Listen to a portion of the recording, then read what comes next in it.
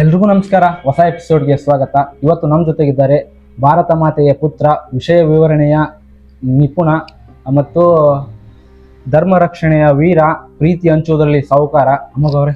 ಕಾರ್ಯಕ್ರಮಕ್ಕೆ ಆತ್ಮೀಯವಾದ ಸ್ವಾಗತ. ನಮಸ್ತೆ ಅಣ್ಣ. ನಮಸ್ಕಾರ. ಆರಾಮದ್ರಿ? ಹೆಂಗಿದ್ರಿ? ಆರಾಮ. ತಾವ್ ಆರಾಮದ್ರಿ? ನಾವು ಆರಾಮ. ಏನ್ರಿ ನಿಮ್ ಬಾಲ್ಯ ಎಲ್ಲ ಹೆಂಗಿತ್ತು? ಬಾಲ್ಯ ಅನ್ನಕ್ಕೇನ್ರಿ, ನಾವು ನಮ್ದೆಲ್ಲ ಕೃಷಿ ಕುಟುಂಬ ರೀ. ಅಂದ್ರ ಬಹಳ ಕೃಷಿ ಕುಟುಂಬದಿಂದಾನೇ ಬಂದವ್ರು ನಾವು. ಎಲ್ಲಾರು ಹೇಳುವಂಗ ನಮ್ದು ಅಷ್ಟು ಕಷ್ಟ ಇತ್ತು, ಇಷ್ಟು ಕಷ್ಟ ಇತ್ತು ಅಂತೆಲ್ಲ ಹೇಳಲ್ಲ. ಒಂದು ತಕ್ಕ ಮಟ್ಟಿಗೆ ನಮ್ಮ ಕುಟುಂಬ ಅಂತೂ ಇತ್ತು. ಬಾಲ್ಯ ಅಂದ್ರೆ ನಮ್ದು ಧಾರವಾಡ ಜಿಲ್ಲೆ ಕುಂದಗೋಳ ತಾಲೂಕು ಹರ್ಲಾಪುರ ಅಂತ ಹಳ್ಳಿ. ಆ ಹಳ್ಳಿ ಒಳಗಡೆ ನಮ್ದೆಲ್ಲ ಬಾಲ್ಯ ಇದ್ದಿದ್ದು ಬಹಳ ಅದ್ಭುತವಾಗಿತ್ತು ರೀ. ಅದೇನು ಸುಮ್ಮನೆ ಇಲ್ಲ, ಬಹಳ ಸುಂದರವಾಗಿ ಚೆನ್ನಾಗಿತ್ತು. ಹೌದ್ರಿ. ಎಲ್ಲಾ ಪ್ರತಿಯೊಂದನ್ನು ಬಹಳ ಅನುಭವಿಸಿವ್ರಿ. ಚೆನ್ನಾಗಿ ಕಷ್ಟ ಸುಖ ನೋವು ಎಲ್ಲ ಅನುಭವಿಸಿ. ಅಂದ್ರೆ ತಕ್ಕ ಮಟ್ಟಿಗೆ ನಮ್ಮ ಕುಟುಂಬ ಇದ್ರೂ ಸಹಿತ ನಮ್ಮ ತಾಯಿಯವರಾಗ್ಲಿ ತಂದೆಯವರಾಗ್ಲಿ ಯಾವ್ದನ್ನು ಕೂಡ ಸುಮ್ನೆ ನಮ್ಗ ಕೊಡ್ಲಿಲ್ಲ.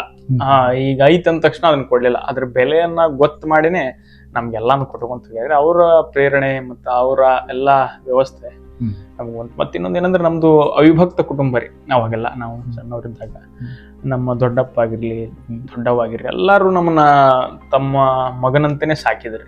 ನಮ್ಮ ತಾಯಿಯವರು ಮೂಲತಃ ಶಿಕ್ಷಕಿರಿ. ಅವರು ಪ್ರತಿ ದಿವಸ ಸ್ಕೂಲಿಗೆ ಹೋಗ್ಬೇಕಿತ್ತು. ಸ್ಕೂಲಿಗೆ ಹೋಗಿ ಅಲ್ಲೆಲ್ಲ ಹೋಗುವಾಗ ಮಕ್ಕಳನ್ನ ಕಟ್ಕೊಂಡು ಹೋದ್ರೆ ಸ್ವಲ್ಪ ಸಮಸ್ಯೆ. ಅವಾಗೆಲ್ಲ ನಮ್ಮ ದೊಡ್ಡಪ್ಪ ದೊಡ್ಡವ್ವ ಏನು ನಮ್ಮ ಮಗ ಅನ್ನೋ ರೀತಿ ನಮ್ಗೆ ಸಾಕಿದ್ರು. ಒಳ್ಳೆಯ ಸಂಸ್ಕಾರಗಳನ್ನ ಕೊಟ್ಟರು. ಯಾವ್ದನ್ನು ಕೂಡ ಸುಮ್ಮನೆ ನಮ್ಗೆ ಸುಲಭವಾಗಿ ಸಿಗೋಂಗ್ ಯಾವ್ದನ್ನು ಮಾಡಿಲ್ಲ. ಸ್ವಲ್ಪ ಕಷ್ಟದಿಂದನೇ ಎಲ್ಲವನ್ನು ಕೊಟ್ಟರು. ಒಟ್ಟಾರೆ ಚೆನ್ನಾಗಿತ್ರಿ. ಮತ್ತೆ ರೀ ಕಾಲೇಜಲ್ಲಿ ಏನೇನು ಓದಿರಿ? ಈಗ ನಮ್ದು ಡಿಗ್ರಿ ಮುಗ್ದತ್ರಿ. ಡಿಗ್ರಿ ಮುಗಿಸಿ ಈಗ ಸದ್ಯ ನಾವು ನಮ್ದು ಕೃಷಿನೇ, ಕೃಷಿಯಲ್ಲೇ ಖುಷಿ ಕಂಡವ್ರ ನಾವು. ಕೃಷಿಯಲ್ಲೇ ಖುಷಿ ಕಂಡವ್ರ. ಈಗ ಏನೋ ಈಗಿನ ಸಮಾಜ ಹೆಂಗ ಹೊಂಟತ್ತಂದ್ರಿ, ಯಾವ್ದ್ರಲ್ಲಿ ಬಾಳ ನನಗ್ ಭವಿಷ್ಯ ಇಲ್ಲ ಅಂತ ಐತಲ್ಲ ಅಲ್ಲೇನೆ ಹೊಂಟತ್ರಿ. ಜೀವನ ಐತಂದ್ರಿ ಕೃಷಿಯಲ್ಲಿ? ಕೃಷಿ ಒಳಗ ಜೀವನ ಇಲ್ಲ ಅಂದಿದ್ರೆ ನಾವ್ ಇಲ್ಲಿವರೆಗೂ ಬದುಕ್ತಿರ್ಲಿಲ್ಲ. ಅಲ್ರಿ, ಜೀವನ ಐತ್ರಿ. ಆಕ್ಚುಲ್ ಆಗಿ ಫಿನಾನ್ಸಿಯಲ್ ಆಗಿನೂ ಐತ್ರಿ. ಯಾಕಂದ್ರ ಆಧುನಿಕ ದಿನಮಾನದೊಳಗ ಯುವಕರ ಹತ್ರ ಡಿಜಿಟಲ್ ಐತಿ, ಮತ್ತೊಂದ್ ಐತಿ, ಎಲ್ಲಾ ತಂತ್ರಜ್ಞಾನಗಳು ಗೊತ್ತಿರುವಂತ ಸಂದರ್ಭದಾಗ ಒಂದು ಕೃಷಿಯನ್ನ ಆಧುನಿಕ ಸ್ಪರ್ಶ ಕೊಟ್ಟು ಅದಕ್ಕೊಂದು ವ್ಯವಸ್ಥೆ ಮಾಡಿ ಅದಕ್ಕೆ ಬೇರೆ ರೂಪ ಕೊಡೋಕ್ ತಾಕತ್ತೈತಿ. ನಾವೇನ್ ನಮ್ಮ ಹಿರಿಯರನ್ನ ಅನಕ್ಷರಸ್ಥರು ಅಂತೇನು ಒಂದು ಇದ್ರೊಳಗೆ ಹಾಕ್ತಿವಲ್ಲ, ಅನಕ್ಷರಸ್ಥರು ಅನ್ಕೊಂಡನ್ನ ನಾವು ಅನಕ್ಷರಸ್ಥರೇ ಅನ್ಕೊಳ್ಳೋಣ. ನಮ್ಮ ಹಿರಿಯರನ್ನ ಅನಕ್ಷರಸ್ಥರು ಅನ್ಕೊಂಡವ್ರು ಸಹಿತ ಅಷ್ಟು ಅದ್ಭುತವಾಗಿ ಕೃಷಿ ಮಾಡಿ ನಾವ್ ಇಲ್ಲಿವರೆಗೂ ಬದುಕೋದಕ್ ಕಾರಣರಾದ್ರಲ್ರಿ. ನಾವ್ ಅಕ್ಷರಸ್ಥರು ಅನ್ಸ್ಕೊಂಡವ್ರು ಅವ್ರಕಿನ್ ಹೆಚ್ಚಿಗೆ ಮಾಡ್ಬೋದಲ್ಲ? ಮಾಡ್ಬೋದ್ರಿ. ಒಂದ್ ಪಾಯಿಂಟ್ ಇಂದ ಇದು ಕರೆಕ್ಟ್ ರೀ. ಇನ್ನೊಂದ್ ಪಾಯಿಂಟ್ ಇಂದ ಮತ್ತೆ ಸಾಲ ಮಾಡ್ಕೊಂಡು ಸುಸೈಡ್ ಮಾಡ್ಕೊಂಡ ಸರಿಯಾದ ಬೆಲೆ ಇಲ್ಲ ಅಂತ ಹೇಳ್ತಾರಲ್ರಿ. ಇದಕ್ಕೆ ನಾನು ಮೊನ್ನೆ ಒಂದು ಇದಕ್ ಹೋಗಿದ್ದೆ ರೀ. ಒಂದು ಕಡೆ ಸುಮ್ನೆ ಫಂಕ್ಷನ್ ಹೋದಾಗ ಅಲ್ಲಿ ಒಬ್ರು ನಾನು ಕರ್ಕೊಂಡು ಹಿಂಗೊಂದು ಕೃಷಿದು ಐತಿ ಬರ್ರಿ ಅಂತ ಗದಗಯ್ಯ ಹಿರೇಮಠ ಅಂತ ಹೇಳಿ ಅವ್ರ ಇದಕ್ ಕರ್ಕೊಂಡು ಹೋದ್ರು. ಮನುಷ್ಯ ಅದ್ಭುತವಾಗಿ 7 ಎಕರೆ ಒಳಗೆ ವರ್ಷಕ್ಕೆ 35 ರಿಂದ 40 ಲಕ್ಷ ರೂಪಾಯಿ ದುಡಿಯಾಕತ್ತಾನ. ಅವ್ರೆಲ್ಲ ಐಡಿಯಾಸ್ ಕೇಳಿದಾಗ ನಡುವು ದಲ್ಲಾಳಿಗಳು ಇಲ್ರಿ ಅವ್ರಿಗೆ. ಈಗ ಅವರು ಉದಾಹರಣೆಗೊಂದು ಮುಳುಗಾಯಿ ಬೆಳಿತಾರ. ಬೆಳೆದ ನಂತರ ಆ ಮುಳುಗಾಯಿಯನ್ನ ಯಾವ್ದು ಮಾರುಕಟ್ಟೆ ಕೊಡಲ್ರಿ ಅವ್ರು. ಸೀದಾ ಹೋಗಿ ಯಾರಿಗೆ ಅವಶ್ಯಕತೆ ಇರುತ್ತಲ್ಲ ಅವ್ರಿಗೆ ಕೊಡ್ತಾರ, ರೈತರಿಗೆ ಕೊಡ್ತಾರ. ಮತ್ತೆ ಅದ್ಭುತವಾದ ಕಲ್ಪನೆ ಏನಂದ್ರ ಊರೊಳಗಿರುವಂತ ಎಲ್ಲಾ ಹೊಲಸು ನೀರನ್ನ ಒಂದ್ ಕಡೆ ಸಂಗ್ರಹ ಮಾಡಿ ಅದರಿಂದ ಅವರು ಪೂರ್ತಿ ಕೃಷಿಗೆಲ್ಲ ನೀರನ್ನ ಬಿಟ್ಟು ಮಾಡಾಕತ್ತಾರ. ಅದ್ರ ಜೊತೆಗೆ ಹೆಂಗ್ ಮಾಡಾಕತ್ತಾರ ಅಂದ್ರೆ ಅವರು ಒಂದ್ ಕಡೆ ಮುಳುಗಾಯಿ ಬೆಳೆದ್ರ ಆ ಮುಳುಗಾಯಿ ಗಿಡ ಎಲ್ಲ ಇದು ಆಗೋದ್ರೊಳಗೆ ಮತ್ತೊಂದ್ ಕಡೆ ಬೆಳೆದಿರ್ಬೇಕು. ಆ ರೀತಿ ಪ್ಲಾನ್ ಮಾಡಿ ಪ್ರತಿ ದಿವಸ ಆದಾಯ ಬರೋದು, ವಾರಕ್ಕೊಮ್ಮೆ ಆದಾಯ ಬರೋದು, ತಿಂಗಳಿಗೊಮ್ಮೆ ಆದಾಯ ಬರೋದು, 6 ತಿಂಗಳಿಗೊಮ್ಮೆ, ವರ್ಷಕ್ಕೊಮ್ಮೆ, ಈ ರೀತಿ ಸ್ಟೆಪ್ ಮಾಡಿ ಬಹಳ ಅದ್ಭುತವಾಗಿ ಆಲೋಚನೆ ಮಾಡಿ ಮಾಡಾಕತ್ತಾರೆ. ಅಂತವ್ರನ್ನೆಲ್ಲ ನೋಡ್ಬೇಕು ನಾವು. ಸಮಾಜ ಯಾವಾಗ್ಲೂ ನೆಗೆಟಿವ್ ಅನ್ನ ಬಹಳ ತೋರಿಸ್ತದೆ. ಯಾಕಂದ್ರೆ ನಾವು ಜೈಲಿಗೆ ಹೋಗಿ ಜಾಮೀನು ತಗೊಂಡ್ ಬಂದವ್ರನ್ನ ಮೆರೆಸುವಂತ ಸಮಾಜದೊಳಗಿರುವಾಗ ಬಾಹ್ಯಾಕಾಶದೊಳಗ 9 ತಿಂಗಳ ಕಾಲ ಇದ್ದು ಬಂದವ್ರನ್ನ ನೋಡದಂತ ಪರಿಸ್ಥಿತಿ ಒಳಗ ಅದೇವ್ರಿ. ಸಮಾಜನಕ್ಕೆ ನಾವ ಕೆಟ್ಟಿವಂತ ಅದೇ. ಹೌದೌದೌದು. ಏನು ನಾವೇನು ಶಿಕ್ಷಣವಂತರು ಅಂತೇಳಿ ಏನ್ ಕಿರಟ ಹಾಕೊಂಡವ್ರಿ ತಲೆ ಮೇಲೆ, ಅದು ದೊಡ್ಡ ಬಾಳ ಕೊಂಬ್ರಿ ಅದು. ಈಗ ನಾವು ಶಿಕ್ಷಣವಂತರು ಅನ್ಕೊಂತೇವಿ. ಇವತ್ತಿನ ಭಯೋತ್ಪಾದಕರ ಲಿಸ್ಟ್ ತೆಗೆದ್ ನೋಡ್ರಿ, ಅದ್ರೊಳಗ 90% ಎಜುಕೇಶನ್ ಪಡ್ಕೊಂಡವ್ರೆ ಇರ್ತಾರ, ಡಿಗ್ರಿ ಪಡ್ಕೊಂಡವ್ರೆ ಇರ್ತಾರ. ಯಾರು ಅನಕ್ಷರಸ್ಥರಿರಲ್ಲ. ನೀವು ರಾಷ್ಟ್ರಗೀತೆಗೆ ಗೌರವ ಕೊಡುವಂತ ರೀಲ್ಸ್ ಗಳನ್ನ ನೋಡಿದಾಗ ಯಾರೋ ಒಬ್ಬ ಸಾಮಾನ್ಯ ನಾಗರಿಕ ಕೆಲಸ ಮಾಡವ ಬಿಟ್ಟು ರಾಷ್ಟ್ರಗೀತೆ ಗೌರವ ಕೊಡ್ತಿರ್ತಾನೆ. ಯಾವನೋ ಒಬ್ಬ ಕೆಲಸ ಮಾಡುವಂತ ಸಾಮಾನ್ಯ ಕಾರ್ಮಿಕ ತನ್ನ ಕೆಲಸ ಬಿಟ್ಟು ರಾಷ್ಟ್ರಗೀತೆ ಗೌರವ ಕೊಡೋ ರೀಲ್ಸ್ ನೋಡ್ತೇವೆ ನಾವು. ಯಾವ್ದಾರ ದೊಡ್ಡ ಆಫೀಸರ್ ಗಿಫೀಸರ್ ಅವನ್ನೆಲ್ಲ ನೋಡಕ್ ಸಾಧ್ಯ. ಅವ್ರು ಯಾಕಂದ್ರ ಎಜುಕೇಟೆಡ್ ಅಂತ ಅನ್ಕೊಂಡಿರ್ತಾರೆ, ಅವ್ರು ಎಜುಕೇಟೆಡ್ ಅಲ್ರಿ. ಅವ್ರು ಏನಂತಾರ ಅಲ್ಪ ವಿದ್ಯೆ ಮಹಾಗರ್ವಿ ಅಂತಾರಲ್ಲ, ಹಂಗಾಗ್ತದೆ. ಅವ್ರ ಅಲ್ಪ ವಿದ್ಯೆ ಇರುತ್ರಿ, ಹಂಗಾಗಿ ಆಗಿದೆ. ಅದು ಏನಂದ್ರ ಎಲ್ಲಿ ಅನಕ್ಷರಸ್ಥರಿಂದನೇ ಈ ದೇಶ ಉಳಿದಿದ್ದು. ಈ ದೇಶ ಹಾಳಾಗ್ತಿರೋದು ಅಕ್ಷರಸ್ಥರಿಂದ. ವಿದ್ಯೆ ನಮಗ್ ಏನನ್ನ ಕೊಡ್ಬೇಕು ಅದನ್ನ ಕೊಡ್ತಿಲ್ರಿ. ನಿಮ್ಗೆ ಹಂಗೆ ಒಂದು ಉದಾಹರಣೆ ಕೊಡೋದಾದ್ರ, ನಮ್ಮ ಗುರುಕುಲ ವ್ಯವಸ್ಥೆ ಇತ್ತು ಹಿಂದೆಲ್ಲ. ಬಹಳ ಅದ್ಭುತವಾಗಿ ಈ ಸಮಾಜವನ್ನ ಕಟ್ಟಿದ್ದೇ ಗುರುಕುಲ. ನಾವು ಇಷ್ಟ ಅದ್ಭುತವಾಗಿ ಬದುಕಕತ್ತವಂದ್ರೆ ಅದಕ್ಕೆ ಕಾರಣ ಗುರುಕುಲ. ಗುರುಕುಲ ಇದ್ದ ಸಂದರ್ಭದೊಳಗೆ ಯಾವ ಯೂನಿವರ್ಸಿಟಿ ಇರ್ಲಿಲ್ಲ, ಯಾವ ಕಾಲೇಜ್ ಇರ್ಲಿಲ್ಲ, ಮತ್ತೊಂದಿರ್ಲಿಲ್ಲ, ಏನೂ ಇರ್ಲಿಲ್ಲ. ಆ ಸಂದರ್ಭಕ್ಕೆ ವೃದ್ಧಾಶ್ರಮಗಳು ಇದ್ದಿದ್ದು ಝೀರೋ. ಹೌದ್ರಿ, ವೃದ್ಧಾಶ್ರಮಗಳೇ ಇರ್ಲಿಲ್ಲ. ತಂದೆ ತಾಯಂದ್ರನ್ನ ಸಾಕ್ಬೇಕನ್ನುವಂತ ಸಂಸ್ಕಾರವನ್ನ ಗುರುಕುಲದೊಳಗೆ ಕೊಡ್ತಿದ್ರು. ಈ ಜಾನಿ ಅಸ್ಪಪ್ಪ ಇವನ್ನೆಲ್ಲ ಕಲಿಸ್ತಿರ್ಲಿಲ್ಲ. ಕಲಿಸ್ಬೇಕನ್ನೋ ಸಂಸ್ಕಾರ ಕೊಡ್ತಿದ್ರು. ಇವತ್ತಿಗೆ ದೊಡ್ಡ ದೊಡ್ಡ ಯೂನಿವರ್ಸಿಟಿ ಅದವು, ದೊಡ್ಡ ದೊಡ್ಡ ಶಾಲೆ ಅದವು, ಎಲ್ಲೆಲ್ಲ ದೊಡ್ಡ ದೊಡ್ಡ ಓದವು.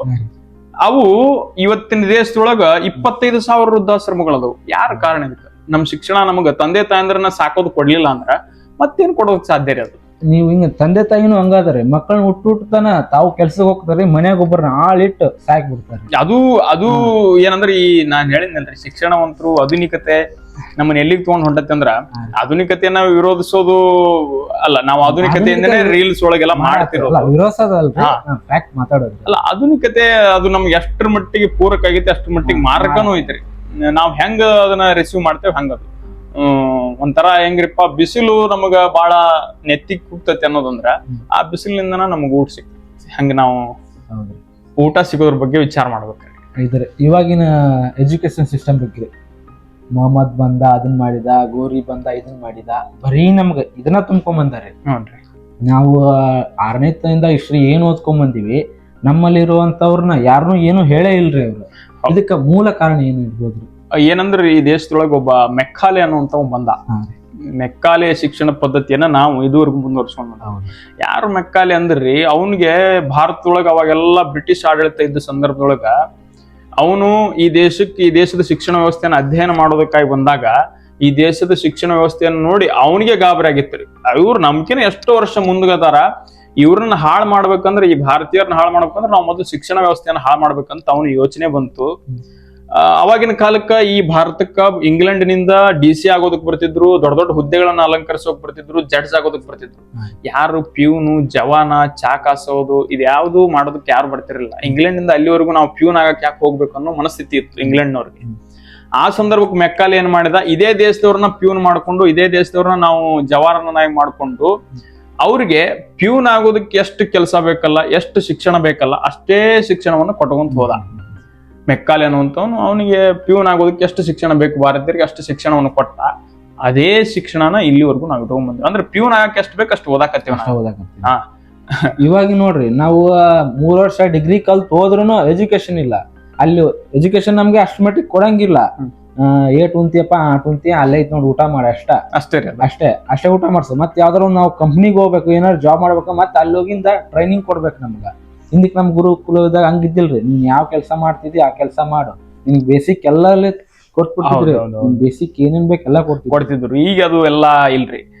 ಏನಾಗ್ಬಿಟ್ಟತಿ ಅಂದ್ರೆ ನಾವು ಒಬ್ರು ಯಾರು ಯಾವ ದಿಕ್ಕಿನೊಳಗೆ ಹೋಗಿ ಯಶಸ್ಸು ಆಗ್ತಾರ, ನನಗೂ ಅದೇ ಬರ್ತೈತೆ ಅಂತ ತಿಳ್ಕೊಂಡು ನಾವು ಮಾಡ್ತಿದ್ವಿ. ನಮಗ್ ದೇವರು ಒಂದು ಅದ್ಭುತವಾದ ಶಕ್ತಿಯನ್ನ ನಮಗಿಟ್ಟು ಕಳಿಸಿರ್ತಾನ. ಆ ಶಕ್ತಿಯನ್ನ ಸೈಡ್ಗೆ ಇಡ್ತೇವ್ರಿ. ಯಾರೋ ಏನೋ ಸಕ್ಸಸ್ ಆದ ಅಂದ ತಕ್ಷಣ ಅದು ನನಗೂ ಒಲಿತೈತಿ ಅಂತ ಏನ್ ಹೊಂಟೇವಲ್ರಿ, ಇದು ದುರಾದೃಷ್ಟ. ಇದನ್ನ ಬಿಟ್ಟು ನಮಗ್ ದೇವ್ರ ಏನ್ ಶಕ್ತಿ ಕೊಟ್ಟನಲ್ಲ ಅದ್ರ ಕಡೆ ಕೆಲಸ ಮಾಡ್ಬೇಕು. ಅವಾಗ ನಮ್ಗೆ ಯಶಸ್ಸು ಅನ್ನೋದು ಸಿಗ್ತತಿ.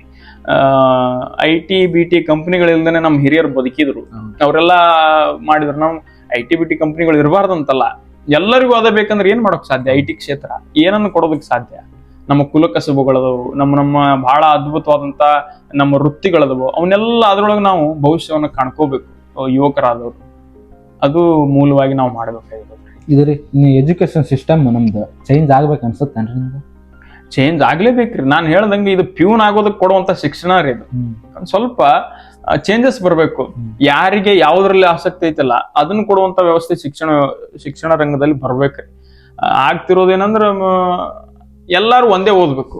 ಈಗ ನನಗ ಮ್ಯಾಥ್ಸ್ ಇಷ್ಟ ಇಲ್ಲ ಅಂದ್ರೆ ನಾ ಮ್ಯಾಥ್ಸ್ ಓದ್ಲೇಬೇಕು. ಅದನ್ನ ಹಿಡಿದು ಕಟ್ಟಿ ಹಾಕದಂಗ ನಾವು ಅದನ್ನೆಲ್ಲ ಈಗೇನೋ NEP ಅನ್ನ ತರಬೇಕು, ಮಾಡ್ಬೇಕು, ಅದು ಒಳ್ಳೆ ನಮಗ್ ಬೇಕಾದನ್ನ ಕಲಿಬೇಕನ್ನುವಂತ ವ್ಯವಸ್ಥೆ NEP ಒಳಗಡೆ ಇತ್ತು. ಅದನ್ನು ಕೂಡ ಒಂದ್ ಸ್ವಲ್ಪ ಏನೋ ರಾಜಕಾರಣಿಗಳು ಅದೇನೋ ಎಲ್ಲ ಆಗಿ ಅದು ಹೋಯ್ತು. ಅಂದ್ರೆ NEP ಪೂರ್ತಿ ಸುದ್ದ ಐತಿ ಅಂತಲ್ಲ, ಒಂದೇನೋ ಶಿಕ್ಷಣ ರಂಗದಲ್ಲಿ ಬದಲಾವಣೆ ತರುವಂತ ಸಣ್ಣ ಹೆಜ್ಜೆ ಆದ್ರೂ ಆಗ್ತಿತ್ತು. ಅದನ್ನ ರಾಜಕಾರಣದ ಹಿತಾಸಕ್ತಿಗಳು ನಮ್ಮೆಲ್ಲರನ್ನು ಬಲಿ ಕೊಡ್ತಾರೆ ಬಿಟ್ರ ರಾಜಕಾರಣಿಗಳ ಹಂಗ ನೋಡ್ತಿರಲ್ರಿ, ಬರ್ತಾ ನೋಡ್ಬೇಕ್ರಿ ರೂಟ್ ಆಗಿದವ್ರಿ ನಮ್ಮ ರಾಜಕಾರಣಿಗಳು ಕೊಟ್ಟಂತ ನಮ್ಗ ಭಿಕ್ಷೆ. ಹೌದೌದೌದೌದು, ನಾನ್ ನಿಮಗ್ ಬರುವಾಗ ಹೇಳಿದೆ ಅದು ರೋಡ್ ಸರಿ ಇಲ್ಲ ಅಂತ ಹೇಳಿದೆ. ಎಲ್ಲಾ ಭಗವಂತನ ಆಟ ರೀ, ಭಗವಂತನ ಆಟ ಕರೆ ಬಿಡ್ರಿ. ಆ ಕಡೆ ನೋಡ್ರಿ ಅವರು ಬೆಂಗಳೂರು ಸೈಡ್ ಅವ್ರು ಅಲ್ಲೆಲ್ಲ ನೋಡ್ರಿ ಎಷ್ಟ್ ಚೆನ್ನಾಗಿದವ್ರಿ ರಸ್ತೆಗಳನ್ನ. ಹೌದ್ರಿ, ಏನ ನಮ್ ರಾಜಕಾರಣಿಗಳು ಹಿಂಗದಾರೋ ಇನ್ನು ಅವ್ರ ಹಂಗದಾರೋ ಒಂದು ಗೊತ್ತಾಗಿಲ್ರಿ. ನಾವು ಈ ವಿಧಾನಸೌಧದ ಇದನ್ನೆಲ್ಲ ನೋಡುವಾಗ, ಚರ್ಚೆ ನೋಡುವಾಗ ಒಂದು 3-4 ಮಂದಿ ನಮ್ಮ ಭಾಗದ ಶಾಸಕರು ಬಹಳ ಅದ್ಭುತವಾಗಿ ಉತ್ತರ ಕರ್ನಾಟಕದ ಅಭಿವೃದ್ಧಿ ಬಗ್ಗೆ ಮಾತಾಡ್ತಾರೆ. ಅದ್ ಏನಾಗ್ಬಿಡ್ತೈತಿ ಅಂದ್ರ ಒಂದ್ ರೀತಿ ಎಲ್ಲೋ ಮಾತಾಡ್ತಾರ ಬಿಡು ಅನ್ನೋ ಲೆಕ್ಕಕ್ಕೆ ಈಗ ಬಂದು ನಿಂತು ಬಿಟ್ಟತ್ರಿ. ಎಲ್ಲಿವರೆಗೂ ನಮ್ಮ ಜನ ಎಚ್ಚೆತ್ಕೊಳ್ಳೋದಿಲ್ಲ ಅಲ್ರಿ, ಎಲ್ಲಿವರೆಗೂ ಏನ್ ಮಾಡಕ್ ಸಾಧ್ಯ. ಎಲ್ಲಾರು ಬೇರೆ ಬೇರೆ ಬೇರೆ ಬೇರೆ ವಿಚಾರಗಳನ್ನ ನೋಡಿ ಮತ ಹಾಕುವಾಗ ನಮ್ಗ ಅಭಿವೃದ್ಧಿ ಆಗ್ಬೇಕು ಅನ್ನೋದು ಒಂದ್ ಚೂರು ದೂರ ಉಳಿತೈತಿ. ನಾವ್ ಯಾವ್ದೇ ಕೆಲಸ ಬೇಕಂದ್ರ ಅಪ್ಪ ಅಮ್ಮನ್ ಬಿಟ್ಟು ದುಡಿಯಾಕಂತ ಬೆಂಗಳೂರಿಗೆ ಹೋಗ್ಬೇಕ್ರಿ. ಹಂಗಾಗೈತಿ. ಏನಂದ್ರ ಒಂದ್ ಕಾಲಕ್ಕ ನಾವು ಎಷ್ಟು ಅದ್ಭುತವಾಗಿ ಬದುಕ್ದವ್ರು ಅಂದ್ರೆ ಉತ್ತರ ಕರ್ನಾಟಕದವ್ರು ಬಹಳ ಸಂಪತ್ ಭರಿತ ನಾಡಾಗಿತ್ತು ನಮ್ದೆಲ್ಲ. ಬಹಳ ಅದ್ಭುತವಾಗಿ ಕೃಷಿಯನ್ನ ಮಾಡ್ತಿದ್ವಿ, ಮತ್ತೊಂದನ್ನ ಮಾಡ್ತಿದ್ವಿ, ಕಮ್ಮಾರಿಕೆ, ಚಮ್ಮಾರಿಕೆ, ಕುಂಬಾರಿಕೆ, ಜನಪದೀಯ ಸಂಸ್ಕೃತಿ, ಏನೇನು ನಮ್ಮ ಗ್ರಾಮೀಣ ಸಂಸ್ಕೃತಿ ಉಳಿದಿರೋದು ನಮ್ಮ ಉತ್ತರ ಕರ್ನಾಟಕದಾಗ. ಆದ್ರೆ ಇವತ್ತಿನ ದಿನಮಾನಕ್ಕೆ ನಾವ್ ಏನಾಗ್ಬಿಟ್ಟೆ ಅಂದ್ರೆ ರೇಷನ್ ಅಂಗಡಿ ಮುಂದೆ ಹೋಗಿ ನಮ್ಗೆ ರೇಷನ್ ಕೊಡ್ರಿ, ವಿಧಾನಸೌಧದ ಮುಂದೆ ಹೋಗಿ ನಮ್ಗೆ ಮೀಸಲಾತಿ ಕೊಡ್ರಿ ಅನ್ನೋ ಪರಿಸ್ಥಿತಿಗೆ ನಾವು ಬಂದ್ ನಿಂತೇವೆ ಅಂದ್ರೆ ಕಾರಣ ರಾಜಕಾರಣಿ. ಯಾಕಂದ್ರೆ ನಾವು ಅಷ್ಟು ಅದ್ಭುತವಾಗಿ ಬೇರೆದವ್ರಿಗೂ ಊಟ ಹಾಕದಂತವ್ರು, ಬೇರೆದವ್ರಿಗೂ ನಾವು ಅದ್ಭುತವಾದಂತದನ್ನ ಕೊಟ್ಟವ್ರು. ಎಂತೆಂತ ಜನಪದಗಳನ್ನ ನಮ್ಮ ಉತ್ತರ ಕರ್ನಾಟಕದವ್ರು ಕೊಟ್ರಂದ್ರ ಒಂದ್ ಸಣ್ಣ ಉದಾಹರಣೆ ಅಂದ್ರ, ಪಕ್ಕ ರೈತನಾಗಿ ಒಂದು ಚೊಕ್ಕ ಮಾತ ಹೇಳ್ತೀನಿ, ನೆಪ್ಪ ಇರಲು ತಮ್ಮ ಕಡೆತನ, ಒಕ್ಕಲ್ತನದಂದೆ ಇದು ರೊಕ್ಕ ಮಾಡೋ ಟೆಂಕ್ ಸಾಲಿ, ಲೆಕ್ಕ ಹಾಕಿ ನೋಡೋ ತಮ್ಮ ದೂರತನ, ಒಂಟಿಡುಗುರಿ ಅಂತ ಹೊಲ ಒತ್ತಿರಂಟಿ ಹೊಡೆದರ ಒಳಗಿಂದ ಕೀಳುತ್ತದ ಸಣ್ಣನ್ ಮಣ್ಣ, ಒಳಗಿಂದ ಕೀಳುತ್ತದ ಸಣ್ಣನ್ ಮಣ್ಣ, ಅದು ನೀರ ಹಿಡಿಯುತ್ತದ ನಿಂತ. ಕೃಷಿ ತಜ್ಞ ಹೇಳಕ್ ಸಾಧ್ಯ ರೀ. ಎಷ್ಟೋ ವರ್ಷದ ಹಿಂದೆ ನಮ್ಮ ಉತ್ತರ ಕರ್ನಾಟಕದ ಭಾಷೆ ಒಳಗೆ ಹಿರಿಯರು ಹೇಳಿರುವಂತ ಮಾತಿವೆಲ್ಲ. ಇವು ಎಲ್ಲವೂ ನಾವು ಬಹಳ ಗಟ್ಟಿ ಪರಂಪರೆ ಇದ್ದವ್ರು ನಾವು ಅದನ್ನೆಲ್ಲವನ್ನು ನಾವು ಮರ್ಕೋಂತ ಹೊಂಟ್ಬಿಟ್ಟೇವೆ. ನಮ್ಮ ಪರಂಪರೆ ಬಗ್ಗೆ ನಮ್ಮ ಯುವಕರಿಗೆ ಯಾವಾಗ ಜ್ಞಾನ ಬರ್ತೈತಲ್ರಿ ಅವಾಗ ಗಟ್ಟಿ ಆಗ್ತೇವೆ, ಅವಾಗ ಒಳ್ಳೆ ರಾಜಕಾರಣಿಗಳನ್ನ ಆಯ್ಕೆ ಮಾಡ್ತೇವೆ. ಇಲ್ಲದೆ ಹೋದ್ರ ಹೌದ್ರಿ, ರಾಜಕಾರಣಿಗ ಆಯ್ಕೆ ಮಾಡದ ಶಿಕ್ಷಣ ಮಂತ್ರಿಗೆ ಸರಿಯಾದ ಶಿಕ್ಷಣನೂ ಇಲ್ರಿ. ಇಲ್ಲ ಅದೆಲ್ಲ ಅವನ್ನೆಲ್ಲ ಮಾತಾಡಿದ್ರ ಅವು ಬೇರೆ ಬೇರೆ ಸ್ವರೂಪ ಪಡ್ಕೊಂಡು ಹೋಗ್ತಾವ್ರಿ. ಸ್ವರೂಪ ಪಡ್ಕೊಂತ ಬಿಡ್ರಿ. ಮತ್ರಿ ಕನ್ನಡ ನಾವು ಕನ್ನಡ ನಮಗ ಅನ್ನ ನೀಡಿದ ಭಾಷೆ. ಕನ್ನಡ ಅಂದ್ರೆ ಅದು ನಮಗ ಬೇಕಾಗಿರುವಂಥದ್ದು. ನಾವು ಯಾವಾಗಲೂ ಕನ್ನಡಕ್ಕಾಗಿ ಮಿಡಿಬೇಕು. ಆದ್ರೆ ಒಂದು ಕನ್ನಡದ ವಿಚಾರ ಬಂದಾಗ್ರಿ ನಾವು ಕನ್ನಡ ಉಳಿಸೋದಕ್ಕಾಗಿ ಏನ್ ಮಾಡ್ಬೇಕಲ್ಲ ಅದನ್ನ ಮಾಡೋದಲ್ಲಿ ಎಡುತ್ತಾ ಇದೀವೇನೋ ಅಂತ ಅನಿಸ್ತೈತಿ. ಕನ್ನಡ ಉಳಿಬೇಕಾದ್ರೆ ನಾವು ಕನ್ನಡ ಉಳಿಸಿ ಉಳಿಸಿ ಉಳಿಸಿ ಅಂದ್ರ ಉಳಿತಿತ್ತು ಎಲ್ಲ ಗೊತ್ತಿಲ್ಲ. ಆದ್ರ ಕನ್ನಡ ಬೆಳೆಸಿ ಬೆಳೆಸಿ ಬೆಳೆಸಿ ಅಂದ್ರೆ ಬೆಳಿತಿತ್ತು ಎಲ್ಲ ಗೊತ್ತಿಲ್ಲ. ಕನ್ನಡವನ್ನ ಬಳಸ್ಬೇಕಾಗಿತ್ತು. ಬಳಸೋದಕ್ಕಿಂತ ಬಿಟ್ಟು ನಾವೇನ್ ಮಾಡ್ತಿದೀವಿ ಅಂದ್ರೆ ಬೇರೆ ಬೇರೆ ಬೇರೆ ಬೇರೆ ಆಲೋಚನೆಗಳನ್ನ ಮಾಡ್ತೀವಿ. ನಾವು ನಮ್ಮ ಕರ್ನಾಟಕದಲ್ಲಿರುವಂತಹ ಕವಿಗಳಿಗೆ ಒಂದು ಏನ್ ಪ್ಲಾಟ್ಫಾರ್ಮ್ ಅನ್ನು ಕೊಡಬೇಕು. ಕನ್ನಡ ಮಾಧ್ಯಮ ಶಾಲೆಗೆ ಹಚ್ಚುವಂತೆ ಪ್ರೇರೇಪಣೆ ಮಾಡಬೇಕು. ಸರ್ಕಾರಿ ಶಾಲೆಗಳು ಮುಚ್ತಿರುವಂತದನ್ನು ತಡೆಗಟ್ಟಬೇಕು. ನಮ್ಮ ಸೋಷಿಯಲ್ ಮೀಡಿಯಾಗಳಲ್ಲಿ ಅತ್ಯದ್ಭುತವಾದ ಕವನ ಕಥೆಗಳನ್ನ ಬರೆಯುವಂತವ್ರಿಗೆ ಒಂದು ಒಳ್ಳೆ ವೇದಿಕೆಗಳನ್ನು ಕೊಡಬೇಕು. ಒಳ್ಳೊಳ್ಳೆ ಕನ್ನಡ ಭಾಷಣಕಾರನ ಪ್ರೋತ್ಸಾಹಿಸಬೇಕು. ಇವನ್ನೆಲ್ಲವನ್ನು ಮಾಡಿದಾಗ ಕನ್ನಡ ಭಾಷೆ ಉಳಿಯೋದಕ್ಕೆ ಸಾಧ್ಯ ರೀ. ಅವಾಗ ಕನ್ನಡದ ಬಗ್ಗೆ ಒಂದು ಅಭಿಮಾನ ಬರೋದಕ್ಕೆ ಸಾಧ್ಯ. ಇದು ಬೇರಿಂದ ಕೆಲಸ ಸ್ಟಾರ್ಟ್ ಆಗುತ್ತೆ. ನನ್ನ ಮುಂದೆನೆ ಎಷ್ಟೋ ಜನ ಬಹಳಷ್ಟು ಜನ ಯುವ ಕವಿಗಳು ಹೇಳ್ಕೊಂಡಾರ್ರಿ. 100 ಕವನಗಳನ್ನ ಬರೆದು ಬರೆದು ಬರೆದು ಬರೆದು ಸುಮ್ಮನೆ ಅವ್ರ ಡೈರಿ ಒಳಗೆ ಇಟ್ಕೊಂಡಾರ. ಅವ್ರನ್ನೆಲ್ಲ ಹೊರಗೆ ತಂದು ಒಂದು ಪ್ರೋತ್ಸಾಹ ಮಾಡಿ ಅವ್ರೊಂದು ಪುಸ್ತಕ ಬರೆಯೋದಕ್ಕಾಗಿ ಒಂದು ಏನೋ ಒಂದು ಅವ್ರಿಗೊಂದು ಸಹಾಯ ಮಾಡಿಬಿಟ್ರ ಎಲ್ಲೋ ಹೋಗ್ತಾರ್ರಿ ಅವರೆಲ್ಲ. ಅಂತವನ್ನ ನಾವು ಮಾಡ್ದೇನೆ ಬೆಳೆಸಿ ಬೆಳೆಸಿ ಬೆಳೆಸಿ ಅಂದ್ರೆ ಕನ್ನಡ ಬೆಳೆಯೋದು ಕಷ್ಟ. ಬಳಸ್ಬೇಕು, ಅದ್ರ ಬಗ್ಗೆ ವಿಚಾರ ಮಾಡ್ಬೇಕು, ಅದನ್ನೊಂದು ವ್ಯವಸ್ಥೆಗೆ ತಂದಿಡ್ಬೇಕ್ರಿ. ಅವಾಗ ಒಂದು ವ್ಯವಸ್ಥೆ ಆಗ್ತೈತಿ. ಉದಾಹರಣೆಗೆ ಈಗ ಮಹಾರಾಷ್ಟ್ರ ಕರ್ನಾಟಕದ ಗಲಭೆ ಆದಾಗ ನಾವು ನ್ಯಾಷನಲ್ಸ್ ಮಲ್ಕಂಬಕ್ ಹೋದಾಗ, ಬೇರೆ ಬೇರೆ NSS ಬೇರೆ ಬೇರೆ ಸಂಘದ ಬೇರೆ ಬೇರೆ ಎಲ್ಲಾ ಶಿಬಿರಗಳಿಗೆ ಹೋದಾಗ ಮಹಾರಾಷ್ಟ್ರದಿಂದ ಬಂದಿರುವಂತ ಹುಡುಗರನ್ನ ನೋಡ್ತಿದ್ವಿ ನಾವು. ಮಹಾರಾಷ್ಟ್ರದಿಂದ ಬಂದಿರುವಂತ ಹುಡುಗರು ಯಾರೇ ಆಗಿರ್ಲಿ, ಅವರು ಎಂತ ಜಾತಿನೇ ಆಗಿರ್ಲಿ, ಅವ್ರ ಹಿನ್ನೆಲೆ ಯಾರೇ ಆಗಿರ್ಲಿ, ಅವರು ಶಿವಾಜಿ ಮಹಾರಾಜರಿಗೆ ಜೈ ಅನ್ನೋದನ್ನೇ ಸ್ಟೇಜ್ ಹತ್ತಿರ್ಲಿಲ್ಲ. ಏನ್ ಮಾಡಿದ್ರು ಶಿವಾಜಿ ಮಹಾರಾಜರದ್ದೇ ಮಾಡ್ತಿದ್ರು. ಮತ್ತ ಮಹಾರಾಷ್ಟ್ರ ಸರ್ಕಾರ ಶಿವಾಜಿ ಮಹಾರಾಜರನ್ನ ಅತ್ಯದ್ಭುತವಾಗಿ ಅವರ ಸ್ಟೇಟಿನ ಒಂದು ಏನು ಬ್ರ್ಯಾಂಡ್ ಅಂಬಾಸಿಡರ್ ಆಗಿ ಪ್ರೊಜೆಕ್ಟ್ ಮಾಡಿ ಅವರ ಇಂಚಿಂಚು ಏನು ಅವರ ಜೀವನವನ್ನ ಅಧ್ಯಯನ ಮಾಡಿ ದಾಖಲೆ ಮಾಡ್ತು. ಏನೇನ್ ಕೆಲಸ ಮಾಡಿದ್ರು ಏನೇನ್ ಮಾಡಿದ್ರು ಅಂತ ಮಾಡಿದ್ರು. ಆದ್ರೆ ನಮ್ಮ ಕರ್ನಾಟಕದ ಒಬ್ಬನೇ ಒಬ್ಬ ಮಹಾನ್ ಪುರುಷನಿಗೆ, ದಾರ್ಶನಿಕನಿಗೆ ನಾವು ಪ್ರೊಜೆಕ್ಟ್ ಮಾಡಕ್ ಸಾಧ್ಯ ಆಗಿಲ್ಲ ಇನ್ನು. ಇವ್ರು ನಮ್ಮ ಕರ್ನಾಟಕದ ಗಟ್ಟಿತನ ಅಂತ ತೋರ್ಸಕ್ ಸಾಧ್ಯ ಇಲ್ಲ. ಈಗ ಹೆಂಗ್ ಮಹಾರಾಷ್ಟ್ರ ಅಂದ್ಬಿಟ್ಲೆ ಶಿವಾಜಿ ಮಹಾರಾಜರು ಹೆಂಗ್ ನೆನ್ಪ್ ಬರ್ತಾರೋ, ಕರ್ನಾಟಕ ಅಂದ ತಕ್ಷಣ ಒಬ್ಬ ವ್ಯಕ್ತಿಯನ್ನ ಪ್ರೊಜೆಕ್ಟ್ ಮಾಡಿ ಅವರು ನಮ್ಮವರು ಅನ್ನುವಂಥದ್ದನ್ನ ನಾವು ತಿಳಿಸ್ಲೇ ಇಲ್ಲ. ಶಿವಾಜಿನೂ ನಮ್ಮವನೇ, ಅದ್ರ ಬಗ್ಗೆ ಯಾವುದೇ ಸಂಶಯ ಇಲ್ಲ. ಆದ್ರೆ ಶಿವಾಜಿ ಮಹಾರಾಜರನ್ನ ಹೆಂಗ್ ಅವರು ಗಟ್ಟಿತನದಿಂದ ಬೆಳೆಸಿದ್ರು, ಹಂಗ ನಮ್ಮ ಸರ್ಕಾರಗಳು ಯಾವುದನ್ನು ಕೂಡ ನಮ್ಮ ನಾಡಿನಲ್ಲಿರುವಂತಹ ಮಹಾನ್ ಪುರುಷರ ಬಗ್ಗೆ, ಹೋರಾಟಗಾರರ ಬಗ್ಗೆ, ಅವ್ರ ಬಗ್ಗೆ ಒಬ್ಬ ಒಳ್ಳೆ ವ್ಯಕ್ತಿಯನ್ನು ಹಿಡ್ಕೊಂಡು ಬೇಕಾದಂಗೆ ಮಾಡ್ಬೋದಿತ್ತು. ಉದಾಹರಣೆಗೆ ನಮ್ಮ ಬಸವಣ್ಣನವರನ್ನ ನಮ್ಮ ಕರ್ನಾಟಕದ ಬ್ರ್ಯಾಂಡ್ ಅಂಬಾಸಿಡರ್ ಆಗಿ ಮಾಡ್ಬೋದಿತ್ತು. ಆದ್ರೆ ಸರ್ಕಾರಗಳು ಎಡವಿದ್ವು. ಇದೆಲ್ಲವನ್ನು ನಾವು ಮಾಡಬೇಕಾಗಿತ್ತು. ಕಾರಣ ಏನಿರ್ಬೋದು? ಕಾರಣ ಜಾತಿ. ಈಗ ಬಸವಣ್ಣನ ಬ್ರ್ಯಾಂಡ್ ಅಂಬಾಸಿಡರ್ ಮಾಡಕ್ ಹೋದ್ರೆ ನಾನು ಲಿಂಗಾಯತ್, ಕನಕದಾಸರನ್ನ ಮಾಡಕ್ ಹೋದ್ರೆ, ಸಂಗೊಳ್ಳಿ ರಾಯಣ್ಣ ಮಾಡಕ್ ಹೋದ್ರೆ ನಾನು ಕುರುಬ, ಮತ್ತೊಬ್ಬರು ಮಾಡಕ್ ಹೋದ್ರೆ ಪಂಚಮಸಾಲಿ. ಹಿಂಗ್ ಬೇರೆ ಬೇರೆ ಬೇರೆ ಬೇರೆ ಬೇರೆ ಏನೇನು ಕೆಂಪೇಗೌಡರು ಆದ್ರೆ ಒಕ್ಕಲಿಗರು. ಇದೇನು ನಮ್ಮ ಪದ್ಧತಿ ಬಂತಲ್ರಿ, ಇಲ್ಲೇ ನಾವು ಎಡವಿದ್ದು. ಇದು ಆಗದೆ ಹೋಗಿದ್ರೆ ನಾವು ಎಲ್ಲೋ ಒಂದ್ ರೀತಿಯಿಂದ, ನಾನು ಬಹಳ ಚೆನ್ನಾಗಿ ಸ್ಟಡಿ ಮಾಡಿ ನೋಡ್ದ, ಮಹಾರಾಷ್ಟ್ರದೊಳಗೆ ದಲಿತರು ಜೈ ಶಿವಾಜಿ ಅಂತಾರ, ಬ್ರಾಹ್ಮಣರು ಜೈ ಶಿವಾಜಿ ಅಂತಾರ, ಮರಾಠರು ಜೈ ಶಿವಾಜಿ ಅಂತಾರ. ಅವ್ರಿಗೆ ಯಾವುದೇ ಭಿನ್ನಾಭಿಪ್ರಾಯಗಳಿಲ್ಲ. ಅವರು ಅವರ ರಾಜ್ಯದ ಒಂದು ಬ್ರ್ಯಾಂಡ್ ಅಂಬಾಸಿಡರ್. ರಾಜ್ಯದ ಬ್ರ್ಯಾಂಡ್ ಅಂಬಾಸಿಡರ್ ಅಂದ್ರೆ ತಪ್ಪು, ದೇಶದ ಬ್ರ್ಯಾಂಡ್ ಅಂಬಾಸಿಡರ್ ಅವರು ಶಿವಾಜಿ ಮಹಾರಾಜರು. ಆದ್ರೆ ಅವ್ರನ್ನ ಹೆಂಗ್ ಅವರು ಗಟ್ಟಿಯಾಗಿ ತಪ್ಕೊಂಡ್ರಲ್ಲ, ಹಂಗ ನಾವು ತಪ್ಕೊಳ್ಳಾಕ ಸಾಧ್ಯ ಆಗ್ಲಿಲ್ಲ ಒಬ್ಬ ನಾಯಕನನ್ನ, ಒಬ್ಬ ಹೋರಾಟಗಾರ. ಇದ್ರಿ ಇಮ್ಮಡಿ ಪುಲಕೇಶ್ ಇದು ಮತ್ತ ಶಿವಾಜಿ ಮಹಾರಾಜರು ಏನೋ ಒಂದು ಪೋಸ್ಟ್ ಹಾಕಿದಾಗ ಕೆಳಗಡೆ ಕಮೆಂಟ್ ಹಾಕ್ತಿರ್ತಾರೆ. ಈಗ ಸಪೋಸ್ ನಾ ಇಮ್ಮಡಿ ಶಿವಾಜಿದ್ ಹಾಕಿದಂತ ಇಟ್ಕೋರಿ, ಕೆಳಗಡೆ ಶಿವಾಜಿದ್ ಯಾಕೆ ಹಾಕ್ತಿದಿ, ನಮ್ಮ ಇಮ್ಮಡಿ ಪುಲಕೇಶ್ ಇದಾನಲ್ಲ, ನೆಗೆಟಿವ್ ಕಮೆಂಟ್ ಹಾಕ್ತಾರಲ್ರಿ. ಅಲ್ಲ, ಆ ತರದ್ ಏನು? ಮೊದ್ಲಿಗೆ ಯಾವತ್ತು ಕಮೆಂಟ್ಗಳ ಬಗ್ಗೆ ನಾವು ತಲೆ ಕೆಡಿಸ್ಕೊಳ್ಳೋದು, ಇದೊಂದು ಪರ್ಸೆಪ್ಷನ್, ಇದೊಂದು ಭಾಗ ತೆಗೆದಿಟ್ಟು ಬಿಡೋನ್ರಿ. ಕಮೆಂಟ್ಗಳ ಬಗ್ಗೆ ಯಾವಾಗ ವಿಚಾರ ಮಾಡ್ತೀವಲ್ರಿ, ಅವಾಗ ನಾವು ಬೆಳೆಯೋದಕ್ಕೆ ಸಾಧ್ಯ ಇಲ್ಲ. ಬೆಳೆಯೋದಕ್ಕಂದ್ರೆ ನಾವೇನ್ ತಲುಪಿಸ್ಬೇಕಲ್ಲ ಅದನ್ನ ತಲುಪಿಸೋಕ್ ಸಾಧ್ಯ ಇಲ್ಲ. ಕಮೆಂಟ್ಗಳನ್ನ ಸೈಡ್ಗೆ ಇಡ್ಬೇಕು. ಶಿವಾಜಿ ಮಹಾರಾಜರು, ಇಮ್ಮಡಿ ಪುಲಕೇಶಿ ಅವರು ವಿಚಾರ ಬಂದಾಗ ನಾವು ಹೇಳುವಂತದ್ದು ಏನಂದ್ರೆ, ಶಿವಾಜಿ ಅವರು ಹೋರಾಡಿದ್ದು ನಮಗಾಗಿ. ಶಿವಾಜಿ ಮಹಾರಾಜರು ಏನೋ ಅದು ಮರಾಠ ಸಾಮ್ರಾಜ್ಯ, ಹಿಂದವಿ ಸ್ವರಾಜ್ಯ ಏನೈತಲ್ಲ, ಅದು ಇದ್ದಿದ್ದು ನಮಗಾಗಿ. ಇಮ್ಮಡಿ ಪುಲಕೇಶಿ ಅವರು ಹೋರಾಡಿದ್ದು ಕೂಡ ನಮಗಾಗಿ. ಅವರು ಹೋರಾಡಿದ್ದು ಈ ದೇಶಕ್ಕಾಗಿ, ಈ ದೇಶದ ವ್ಯವಸ್ಥೆಗಾಗಿ, ನಮ್ಮ ಧರ್ಮಕ್ಕಾಗಿ, ನಮ್ಮ ಅಸ್ತಿತ್ವಕ್ಕಾಗಿ ಹೋರಾಟವನ್ನು ಮಾಡಿದ್ರು.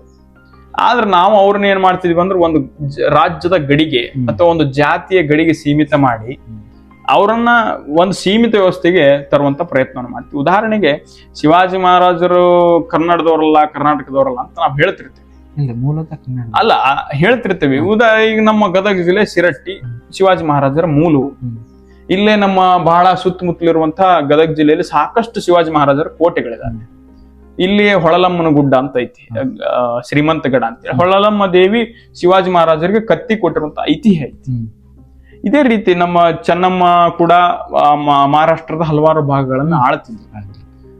ಇದೆಲ್ಲವನ್ನು ನೋಡಿದಾಗ ನಾವು ಎಲ್ಲೋ ಅವರನ್ನ ರಾಜ್ಯಕ್ಕೆ ಸೀಮಿತ ಮಾಡಿ, ಜಾತಿಗೆ ಸೀಮಿತ ಮಾಡಿ, ನಮ್ಮ ನಡುವೆ ಒಡಕನ್ನ ತಂದು ಬೇರೆಯವ್ರ ಬೇಳೆಯನ್ನ ಬಯಸ್ಕೊಳ್ತಿದ್ದಾರೆ ಅನ್ನೋದ್ರಲ್ಲಿ ಸಂಶಯ ಇಲ್ಲ.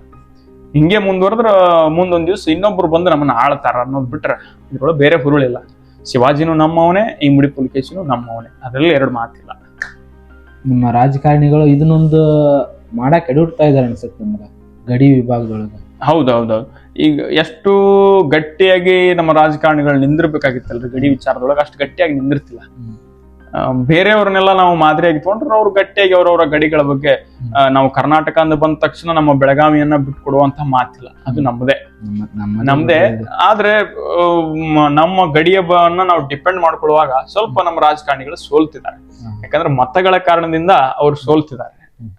ಮತಗಳ ಎಲ್ಲಿ ಕೈ ತಪ್ಪಿ ಹೋಗ್ತಾವ ಅನ್ನೋ ಭಯದಿಂದ ಅವರು ಆ ಗಡಿಯನ್ನ ಡಿಪೆಂಡ್ ಮಾಡ್ಕೊಳ್ಳಲಿ ಸ್ವಲ್ಪ ಎಡುತ್ತಿದ್ದಾರೆ. ಯಾರೇ ಈಗ ಗಡಿ ವಿವಾದದೊಳಗೆ ಯಾರೇ ಮಾಡ್ಲಿ, ಅವ್ರು MES ಆಗಲಿ, ಶಿವಸೇನೆಯವರಾಗ್ಲಿ, ಯಾರೇ ತಪ್ಪು ಮಾಡಿದ್ರು ಕೂಡ ನಮ್ಮ ನಾಡಿಗೆ ಧಕ್ಕೆ ತರುವಂತ ಕೆಲಸ ಮಾಡಿದ್ರೆ ನಾವು ವಿರೋಧಿಸಲೇಬೇಕು. ಅದರಲ್ಲಿ ಎರಡು ಮಾತಿಲ್ಲ. ಅದನ್ನ ನಮ್ಮ ಸರ್ಕಾರದ ರಾಜಕಾರಣಿಗಳಾಗಿರ್ಲಿ, ನಮ್ಮ ಭಾಗದ ರಾಜಕಾರಣಿ ಆಗಿರ್ಲಿ ಮಾಡಬೇಕು. ಒಂದು 70% ನಮ್ಮ ರಾಜ್ಯ, ನಮ್ಮ ದೇಶ ಹಾಳಾಗ್ತಿದೆ ಅಂತಂದ್ರೆ ಅದು ರಾಜಕಾರಣಿಗಳಿಂದ ಅನ್ಸುತ್ತೆ. ಹಂಗ ವಿಚಾರ ಮಾಡಿದ್ರು ರಾಜಕಾರಣಿಗಳು ಒಂದು ಕಾರಣ, ಅದಕ್ಕೆ ಜೊತೆಗೆ ಸಮಾಜನೂ ಕಾರಣ. ರಾಜಕಾರಣಿಗಳು ಸುಮ್ಮನೆ ರಾತ್ರೋರಾತ್ರಿ ರಾಜಕಾರಣಿಗಳು ಆಗೋದಿಲ್ಲ. ಅವ್ರನ್ನ ಬೆಳೆಸುವಂತವ್ರು ನಾವು, ಅವ್ರಿಗೆ ಮತ ನೀಡುವಂತವ್ರು ನಾವು ಏನನ್ನ ಕೊಟ್ಟು ಅವ್ರಿಗೆ ಮತವನ್ನ ನೀಡ್ತಿದ್ದೇವೆ ಅನ್ನೋದ್ರ ಬಗ್ಗೆ ಮಾತಾಡ್ಬೇಕು ನಾವು. ಏನ್ ನಾವೇ ಮತ ಹಾಕದೆ ಹೋದ್ರೆ ಅವ್ರ ಹೆಂಗ್ ರಾಜಕಾರಣಿಗಳಾಗ್ತಿದ್ರು. ಬಹಳಷ್ಟು ಜನ ರಾಜಕಾರಣಿಗಳು ಬಹಳ ಒಳ್ಳೆ ವ್ಯವಸ್ಥೆ ಒಳಗಡೆ ಬದುಕ್ತಿದ್ದಾರೆ, ಅವ್ರು ಬಹಳ ಒಳ್ಳೆ ಕೆಲಸಗಳನ್ನ ಮಾಡ್ತಿದ್ದಾರೆ, ಇವಾಗ್ಲೂ ಇದ್ದಾರೆ, ಬಹಳ ಅದ್ಭುತವಾಗಿ ಅವರವ್ರ ಕೆಲಸಗಳನ್ನ ಚಾಚು ತಪ್ಪದೆ ಹೆಂಗ್ ಬೇಕೋ ಹಂಗ್ ಮಾಡ್ತಿದ್ದಾರೆ. ಆದ್ರ ಅವರೆಲ್ಲ ನಮ್ಗೆ ಮಾದರಿ ಆಗ್ಬೇಕು ಎಲ್ಲಾ ರಾಜಕಾರಣಿಗಳಿಗೆ. ಎಷ್ಟೋ ಮಂದಿ ಪಾಪ ರಾಷ್ಟ್ರಕ್ಕಾಗಿ ತಮ್ಮ ಕುಟುಂಬವನ್ನೇ ಬಿಟ್ಟು ಬಂದಂತಹ ರಾಜಕಾರಣಿಗಳನ್ನ ನೋಡಿದ್ವಿ, ಇದುವರೆಗೂ ಆಸ್ತಿಯೇ ಇಲ್ಲದಂತಹ ರಾಜಕಾರಣಿಗಳನ್ನ ನೋಡಿದ್ವಿ. ಬಹಳಷ್ಟು ಜನ ತಮ್ಮ ಕೆಲಸಗಳನ್ನ ಬಹಳ ಅಚ್ಚುಕಟ್ಟಾಗಿ ಮಾಡ್ಕೊಂಡು ಬಂದಿದ್ದಾರೆ. ಈಗ ರಾಜಕಾರಣಿಗಳು ಸನ್ಯಾಸಿಗಳ ಕೈಯಲ್ಲಿ ರಾಷ್ಟ್ರ ಸಿಕ್ಕರೆ ಪ್ರಗತಿಯನ್ನು ಕಾಣುತ್ತಾರೆ, ಅದು ಅದರೊಳಗೆ ಸಂಶಯ ಇಲ್ಲ. ಬಹಳಷ್ಟು ಜನ ಉದಾಹರಣೆಯನ್ನು ಕೂಡ ನಾವು ನೋಡಿದ್ದೀವಿ. ಅವರು ವ್ಯವಸ್ಥಿತವಾಗಿ ಅವರವರ ರಾಜ್ಯಗಳನ್ನ ಇಟ್ಟಿದ್ದಾರೆ. ಅದ್ರ ಜೊತೆಗೆ ಯಾವುದೇ ಕುಟುಂಬದ ಹಿನ್ನೆಲೆ ಇಲ್ದವರು, ಅವ್ರಿಗೆ ಆಸೆಗಳು ಇರೋದಿಲ್ಲ. ನನ್ನ ಮಗಗ್ ಮಾಡ್ಬೇಕು, ಮತ್ತೊಬ್ಬರಿಗೆ ಮಾಡ್ಬೇಕು ಅನ್ನೋ ಕಲ್ಪನೆ ಇರಲ್ಲ ಅವ್ರಿಗೆ. ನಾನು ರಾಷ್ಟ್ರ ಸೇವೆ ಮಾಡ್ಬೇಕು, ರಾಷ್ಟ್ರಕ್ಕಾಗಿ ಮುಡಿಪಾಗಿರ್ಬೇಕು ಅನ್ನುವಂತ ಕಲ್ಪನೆ ಇರ್ತೈತಿ. ನಾನು ಹಿಂದ್ ಯಾರಾದ್ರೂ ಇದ್ರೆ ನಾನು ಮಾಡ್ಬೇಕು ಅನ್ನೋಂತ ಆಸೆ ಇರ್ತೈತಿ. ಹಿಂದ್ ಯಾರು ಇಲ್ಲದೆ ಹೋದ್ರೆ ಅವ್ರಿಗೆ ಯಾವ ಆಸೆ ಮಾಡಂಗಿಲ್ರಿ ಅವ್ರು. ಇವ್ರೇನ್ ಕುಟುಂಬ ರಾಜಕಾರಣ, ತಂದೆ ಮಾಡಿದ ಮಗ ಮಕ್ಕಳು ಮೊಮ್ಮಕ್ಕಳು ಹೋಗುತ್ರಿ ಹಂಗ ಸಾಲ. ಅವ್ರ ಮನಸ್ಥಿತಿ ಹೆಂಗಿರ್ತೈತಿ ಅವ್ರ ಹಂಗ ವಿಚಾರ ಮಾಡ್ತಿರ್ತಾರೆ. ಮತ್ರಿ ಸೌಜನ್ಯ ಕೇಸ್ ಬಗ್ಗೆ ಏನ್ ಮಾತಾಡ್ತೀರಿ? ಸೌಜನ್ಯ ಅವ್ರ ಕೇಸ್ ಬಗ್ಗೆ, ಸೌಜನ್ಯ ಅವ್ರಿಗಂತೂ ನ್ಯಾಯ ಸಿಗಲೇಬೇಕು, ಅದರಲ್ಲಿ ಎರಡು ಮಾತಿಲ್ಲ. ಯಾರು ತಪ್ಪು ಮಾಡಿದ್ರು ಶಿಕ್ಷೆ ಆಗ್ಬೇಕು, ಅದರಲ್ಲಿ ಎರಡು ಮಾತಿಲ್ಲ. ಆದ್ರೆ ಈ ನಮ್ಮ ಧಾರ್ಮಿಕ ಶ್ರದ್ಧೆಗಳನ್ನ ಪ್ರಶ್ನೆ ಮಾಡುವಂತ ವ್ಯವಸ್ಥೆ ಏನೈತಿ, ಒಂದ್ ಕಡೆ ಸೌಜನ್ಯ ಅವರನ್ನ ಗುರಾಣಿಯಾಗಿ ಹಿಡ್ಕೊಂಡು ನಮ್ಮ ಧರ್ಮಸ್ಥಳ ಆಗಿರ್ಲಿ, ನಮ್ಮ ಧಾರ್ಮಿಕ ಶ್ರದ್ಧೆಗಳನ್ನ ಕೆಡಿಸುವಂತ ವ್ಯವಸ್ಥೆಯನ್ನ, ಕತ್ತಿ ಅನ್ನುವಂತ ಈ ವ್ಯವಸ್ಥೆಯನ್ನು ಹಿಡ್ಕೊಂಡಾರಲ್ಲ, ಅದನ್ನ ವಿರೋಧ ಮಾಡ್ಲೇಬೇಕು. ಯಾಕಂದ್ರೆ ದೇವ್ರು ತಪ್ಪು ಮಾಡ್ಲಿಲ್ಲ. ಒಂದ್ ವೇಳೆ ಧರ್ಮಸ್ಥಳದಲ್ಲಿ ಮಂಜುನಾಥ ಇಲ್ಲ ಅಂತ ಸಾಕಷ್ಟು ಪೋಸ್ಟ್ ಗಳನ್ನ ನೋಡಿದ್ವಿ. ಒಂದ್ ವೇಳೆ ಧರ್ಮಸ್ಥಳದಲ್ಲಿ ಮಂಜುನಾಥ ಎನ್ನುವಂತಹ ದೇವ್ರು ಇಲ್ಲದೆ ಹೋಗಿದ್ರೆ ಸೌಜನ್ಯ ಅವರ ಕೇಸು ಇಷ್ಟು ದೊಡ್ಡ ಮಟ್ಟದಲ್ಲಿ ಯಾಕೆ ಸುದ್ದಿಯನ್ನು ಮಾಡ್ತಿದ್ರು? ದೇವರೇ ಮಾಡಿಸ್ತಿದ್ದಾನೆ, ಮಾಡ್ಲಿ ಆಗ್ಲಿ. ಯಾರದು ಸೌಜನ್ಯ ಅನ್ನುವಂಥ ಸಹೋದರಿಗೆ ನ್ಯಾಯ ಸಿಗ್ಲೇಬೇಕು. ಆದ್ರೆ ಧರ್ಮ ಶ್ರದ್ಧೆಯನ್ನ ಪ್ರಶ್ನೆ ಮಾಡೋದಾಗಿರ್ಲಿ, ದೇವಾಲಯಗಳನ್ನ ಪ್ರಶ್ನೆ ಮಾಡೋದಾಗಿರ್ಲಿ, ಇದು ಆಗ್ಬೇಕು. ಇದು ನಾವು ವಿಚಾರ ಮಾಡ್ತೀವಿ. ಇನ್ನೊಂದು ವಕ್ಫ್ ವಿಚಾರ ಮಾತಾಡೋದಾದ್ರೆ, ವಕ್ಫಿಂದು ವಿಚಾರ ಎಲ್ಲರಿಗೂ ಅದು ಗೊತ್ತಿರುವಂಥದ್ದು. ಏನಾಗ್ತಿತ್ತು ಅಂದ್ರೆ, ಈಗ ಯಾವ ದೇಶದೊಳಗ ಸಂಪತ್ತಿನ ಹಂಚಿಕೆ ಮತ್ತೊಂದು ಇದೆಲ್ಲ ವ್ಯವಸ್ಥಿತವಾಗಿ ಆಗ್ಬೇಕಾಗಿತ್ತಲ್ಲ, ನಮ್ಮ ಸರ್ಕಾರಗಳು ಎಡವಿದು ಯಾರನ್ನೋ ಮತಕ್ಕಾಗಿ ಓಲೈಸೋದಕ್ಕಾಗಿ ಹೋಗಿ, ಯಾರನ್ನೋ ತಮ್ಮ ಹತ್ರ ಇಟ್ಕೊಳ್ಳೋದಕ್ಕೆ ಹೋಗಿ ಅವರು ಎಲ್ಲವನ್ನೂ ಕೊಡೋದಕ್ಕೆ ರೆಡಿ ಆಗ್ಬಿಟ್ರಲ್ಲ, ಇದು ಅನಾಹುತ ವಕ್ಫಿಂದ ಆಗಿರುತ್ತೆ. ಯಾವ್ದು ಸರಿ ಇದೆ ಅದನ್ನ ಸರಿ ಅಂತ ನಾವು ಹೇಳ್ಬೇಕು, ಯಾವ್ದು ತಪ್ಪಿದೆ ಅದನ್ನ ತಪ್ಪು ಅಂತ ಹೇಳಲೇಬೇಕು. ಇವಾಗ ಇಷ್ಟೆಲ್ಲಾ ವಿಷಯಗಳನ್ನ ಹೇಳ್ತಿರ್ತೀರಲ್ರಿ, ಎಲ್ಲಿ ಕಲೆ ಹಾಕ್ತೀರಿ? ಕಲೆ ಹಾಕೋದಂದ್ರೆ ಏನ್ರಿ, ಯಾವ್ದನ್ನೇ ಆಗಿರ್ಲಿ, ನಮ್ಮ ಸಂಸ್ಕೃತಿ, ನಮ್ಮ ವ್ಯವಸ್ಥೆ, ನಮ್ಮ ಧರ್ಮನಿಷ್ಠೆ, ಇದೆಲ್ಲವನ್ನು ನಮ್ಗೆ ಆಗಾಗ ವಿಚಾರ ಮಾಡೋಕ್ ಹಚ್ತೈತಿ. ಮೊದಲನೇದಾಗಿ ನಮ್ಮ ತಂದೆಯವ್ರ ಮೂಲತಃ ಜನಪದ ಕಲಾವಿದರು. ಜನಪದ ಅಂದ್ರೆ ಈಗ ಟ್ರ್ಯಾಕ್ಟರ್ ಒಳಗಿರುವಂತ ಈ ಜನಪದ ಅಲ್ಲ, ನಮ್ದು ಜನಪದ ಬೇರೆ. ಬೆಳಗಾಗಿ ನಾನೆದ್ದು ಯಾರ್ಯಾರನ್ನೇನು ಹೇಳಿ, ಎಳ್ಳು ಜೀರಿಗೆ ಬೆಳೆಯೋಳ ಭೂಮಿ ತಾಯಿನ ಎದ್ದೊಂದು ಗಳಿಗೆ ಏನೇನೆ, ಈ ರೀತಿಯಾದಂತಹ ಮೂಲ ನಮ್ಮ ಜನಪದ ಹಾಡುಗಳನ್ನ ನಮ್ಮ ತಂದೆಯವರು ಹಾಡ್ತಾರೆ. ಅದರಲ್ಲಿ ನಮ್ಗೆ ಸಾಕಷ್ಟು ಜೀವನದ ಮೌಲ್ಯಗಳು ಸಿಗ್ತವು. ಜೊತೆಗೆ ನಾವು ಯಾವುದೇ ಹಬ್ಬ ಆಗಿರ್ಲಿ, ಹರಿದಿನ ಆಗಿರ್ಲಿ, ಇದ್ರ ಬಗ್ಗೆ ಮಾತಾಡುವಾಗ ಅವೆಲ್ಲವೂ ಕೂಡ ಒಂದು ಅದ್ಭುತ ವೈಜ್ಞಾನಿಕ ಹಿನ್ನೆಲೆ ಆಗಿರುತ್ತೆ. ಅವನ್ನೆಲ್ಲ ನಾವು ತಿಳ್ಕೊಳ್ಳುವಲ್ಲಿ ಸೋತ್ ಬಿಟ್ಟಿದ್ದೀವಿ. ಅದನ್ನೊಂದು ಸ್ವಲ್ಪ ನಮ್ಮ ಹಿರಿಯರ ಮೂಲಕ, ಯಾರು ವೃದ್ಧರು ಇರ್ತಾರೋ, ಯಾರು ವಯಸ್ಸಾದವ್ರು ಇರ್ತಾರೋ, ಅವ್ರ ಜೊತೆ ಒಂದಿಷ್ಟು ಚರ್ಚೆ ಮಾಡಿದಾಗ, ಬೇರೆ ಬೇರೆ ಬುಕ್ ಗಳನ್ನ ನೋಡಿದಾಗ, ಜ್ಞಾನ ಎಲ್ಲಿಂದ ಬಂದ್ರು ಕೂಡ ತಗೊಳ್ಳೇಬೇಕು. ಬೇಂದ್ರೆ ಅವ್ರಿಗೆ ಕೇಳಿದ್ರಂತ್ರಿ, ನಾನು ಒಂದು ಒಳ್ಳೆ ಕೆಲಸವನ್ನು ಮಾಡಬೇಕು ಅನ್ಕೊಂಡಿದ್ದೀನಿ, ಯಾವಾಗ ಹೆಂಗ್ ಸ್ಟಾರ್ಟ್ ಮಾಡಿದ್ರೆ ಚಲೋ ಅಂತ ಕೇಳಿದ್ರಂತೆ. ಆಗ ಬೇಂದ್ರೆ ಅವ್ರು ಹೇಳಿದ್ರಂತ, ಒಂದು ಸಿಹಿ ಉಂಡೆ ಇರ್ತತಿ, ಯಾಕಡಿಂದ ಕಡ ತಿಂದ್ರೆ ಸಿಹಿ ಹತ್ತತಿ ಅಂತ ಕೇಳಿದ್ರೆ ಏನ್ ಹೇಳೋದು ನನಗೆ, ಒಳ್ಳೆ ಕೆಲಸ ಸಿಹಿ ಉಂಡಿದ್ದಂಗ ಅದು ಎಲ್ಲಿಂದ ಸ್ಟಾರ್ಟ್ ಮಾಡಿದ್ರು ಅದು ಒಳ್ಳೇದಾಗ್ತತಿ ಅಂತ ಹೇಳಿದ್ರು. ಅಂದ್ರೆ ಜ್ಞಾನ ಅನ್ನುವಂಥದ್ದು ಎಲ್ಲಿಂದ ನಮಗ್ ಬಂದ್ರು ನಮ್ ತೋಳಕ್ ತಯಾರಾಗ, ಶತ್ರುವಿನಿಂದ ಜ್ಞಾನ ಬಂದ್ರು ಅದನ್ನ ತಗೋಬೇಕು. ನಾನು 5ನೇ ಕ್ಲಾಸ್ ಇದ್ದಾಗ ನಮ್ಮ ಅಜ್ಜ ಹೇಳಿದ್ರಿ, ಎಳ್ಳಮಾಶಿ ಹೆಂಗ ಎದಕ್ ಮಾಡ್ತಾರೆ ಅಜ್ಜ ಅಂತ ನಾನು ಹಂಗ ಕೇಳಿದ್ರಿ. ಅವಾಗ ನಮ್ಮ ಅಜ್ಜ, ಇವಾಗ ಏನ್ ತಲಾಟೆ ಅಂತಾರ್ರಿ, ಅವಾಗ ಶಾನ್ ಬೋಗ್ರ ಅಂತ ನಮ್ಮ ಅಜ್ಜ ಶಾನ್ ಬೋಗ್ರ ಇದ್ರಿ. ಅಂದ್ರ ಬಾಳ ವಯಸ್ಸಾಗಿದ್ರಿ. ಅತಗ ಹಂಗ ನಾನು ಫುಲ್ ಬಾಂಡಿಂಗ್ ಇತ್ತು ನಮ್ದು. ಏನೇನೋ ಕ್ವಶನ್ ಕೇಳ್ತಿದ್ದೆ. ನೀವೇನ್ ಹೇಳಿದ್ರಿ ನೋಡ್ರಿ ಮೊನ್ನೆ ರೀಲ್ಸ್ ಒಳಗ, ಕಬ್ಬಿನ ಅಂಶ ಇರುತ್ತ ಎಳ್ಳೊಳಗ, ಅದೇ ಟಾಪಿಕ್ ಇನ್ನೂ ಏನೇನೋ ಹೇಳಿದ್ರಿ. ನಾನು 5ನೇ ಕ್ಲಾಸ್ ಇದ್ದಾಗ ಅವಾಗ ಹೇಳಿದ್ರು.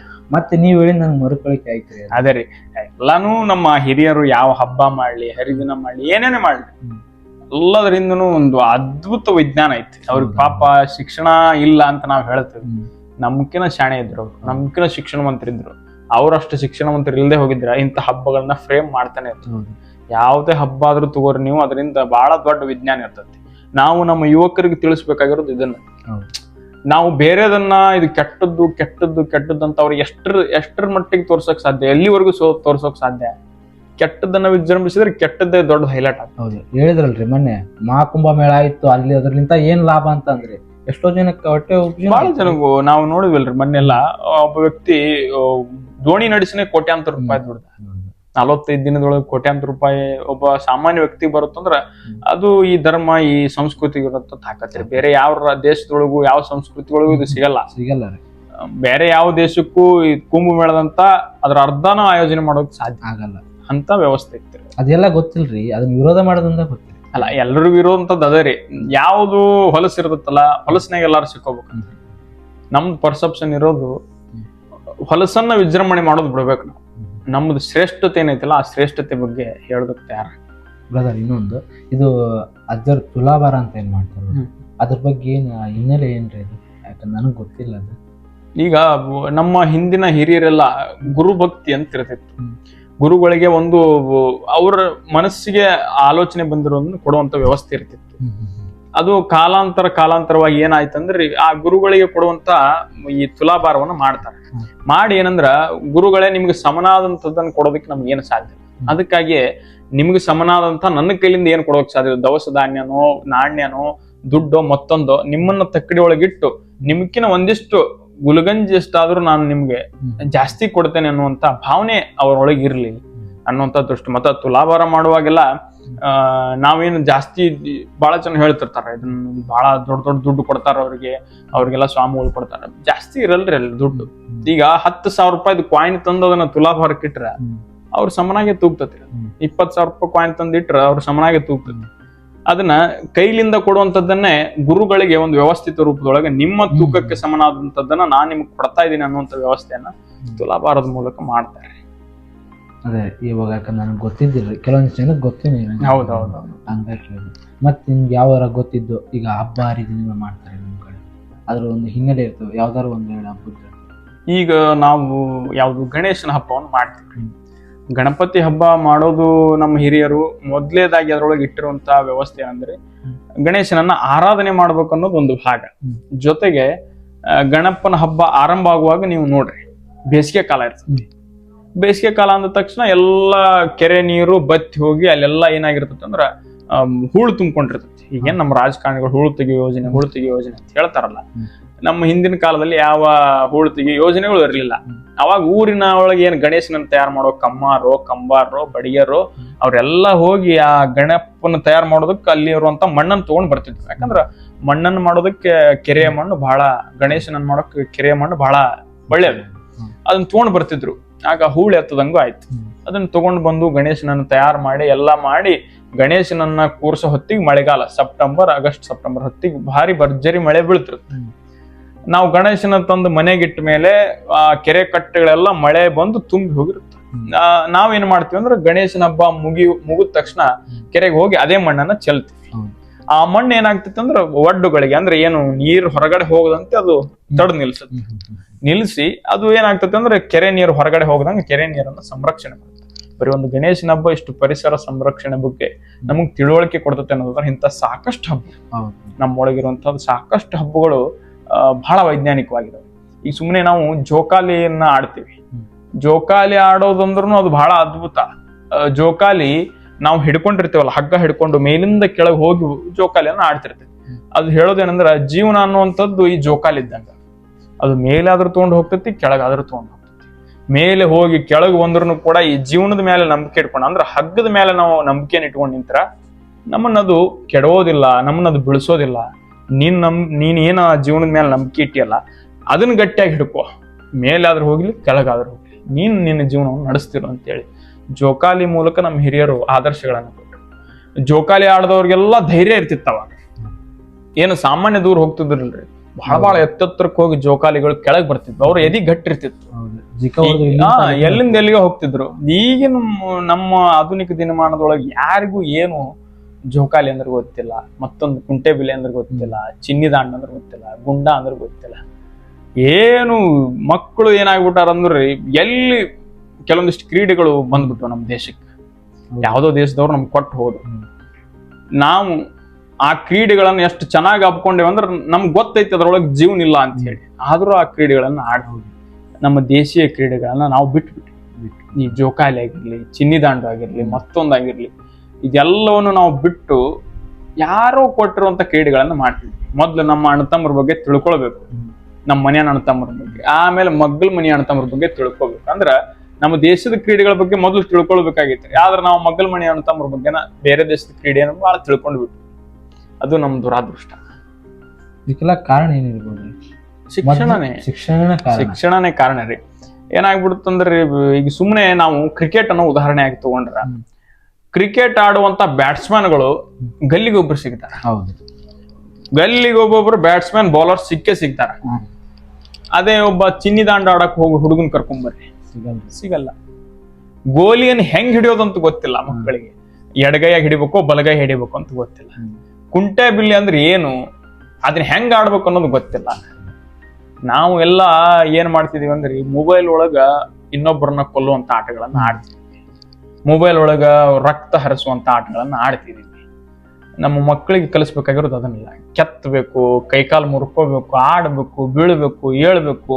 ಮುಂದೊಂದ್ ದಿವ್ಸ ವಯಸ್ಸಾದ ಮೇಲೆ ಅವ್ರ ದೇಹವನ್ನ ನೋಡ್ಕೊಂಡಾಗ ಒಂದ್ ಒಳ್ಳೆ ಮೆಮೊರೀಸ್ ಅವ್ರಿಗೆ ಬರ್ಬೇಕು. ಫೋನ್ಯಾಗ ಕುತ್ಕೊಂಡು ನಾವು ರಕ್ತ ಹರಿಸಿದ್ರೆ ಯಾವ ಮೆಮೊರೀಸ್ ಬರೋಕ್ ಸಾಧ್ಯ? ನಿನ್ನೆ ಆಡಿರೋ ಆಟನೇ ನೆನಪಿರಲ್ಲ ಫೋನ್ ಒಳಗೆ ಆಡಿದ್ರೆ. ಅದಕ್ಕೆ ನಮ್ಮ ಮಕ್ಕಳನ್ನ ಆ ಒಂದು ಫೋನ್ ಇಂದ ಹೊರಗಡೆ ತಂದು ಮೈದಾನಕ್ಕೆ ಬಿಡಬೇಕು, ನಮ್ಮ ದೇಶೀಯ ಆಟಗಳನ್ನ ಆಡಿಸ್ಬೇಕು. ನೀವು ಸುಮ್ಮನೆ ಬೇರೆ ಏನ್ ಬೇಡ್ರಿ, ನಮ್ಮ ಮಲ್ಕಂಬವನ್ನ ನೀವು ಉದಾಹರಣೆಯಾಗಿ ತಗೋರಿ.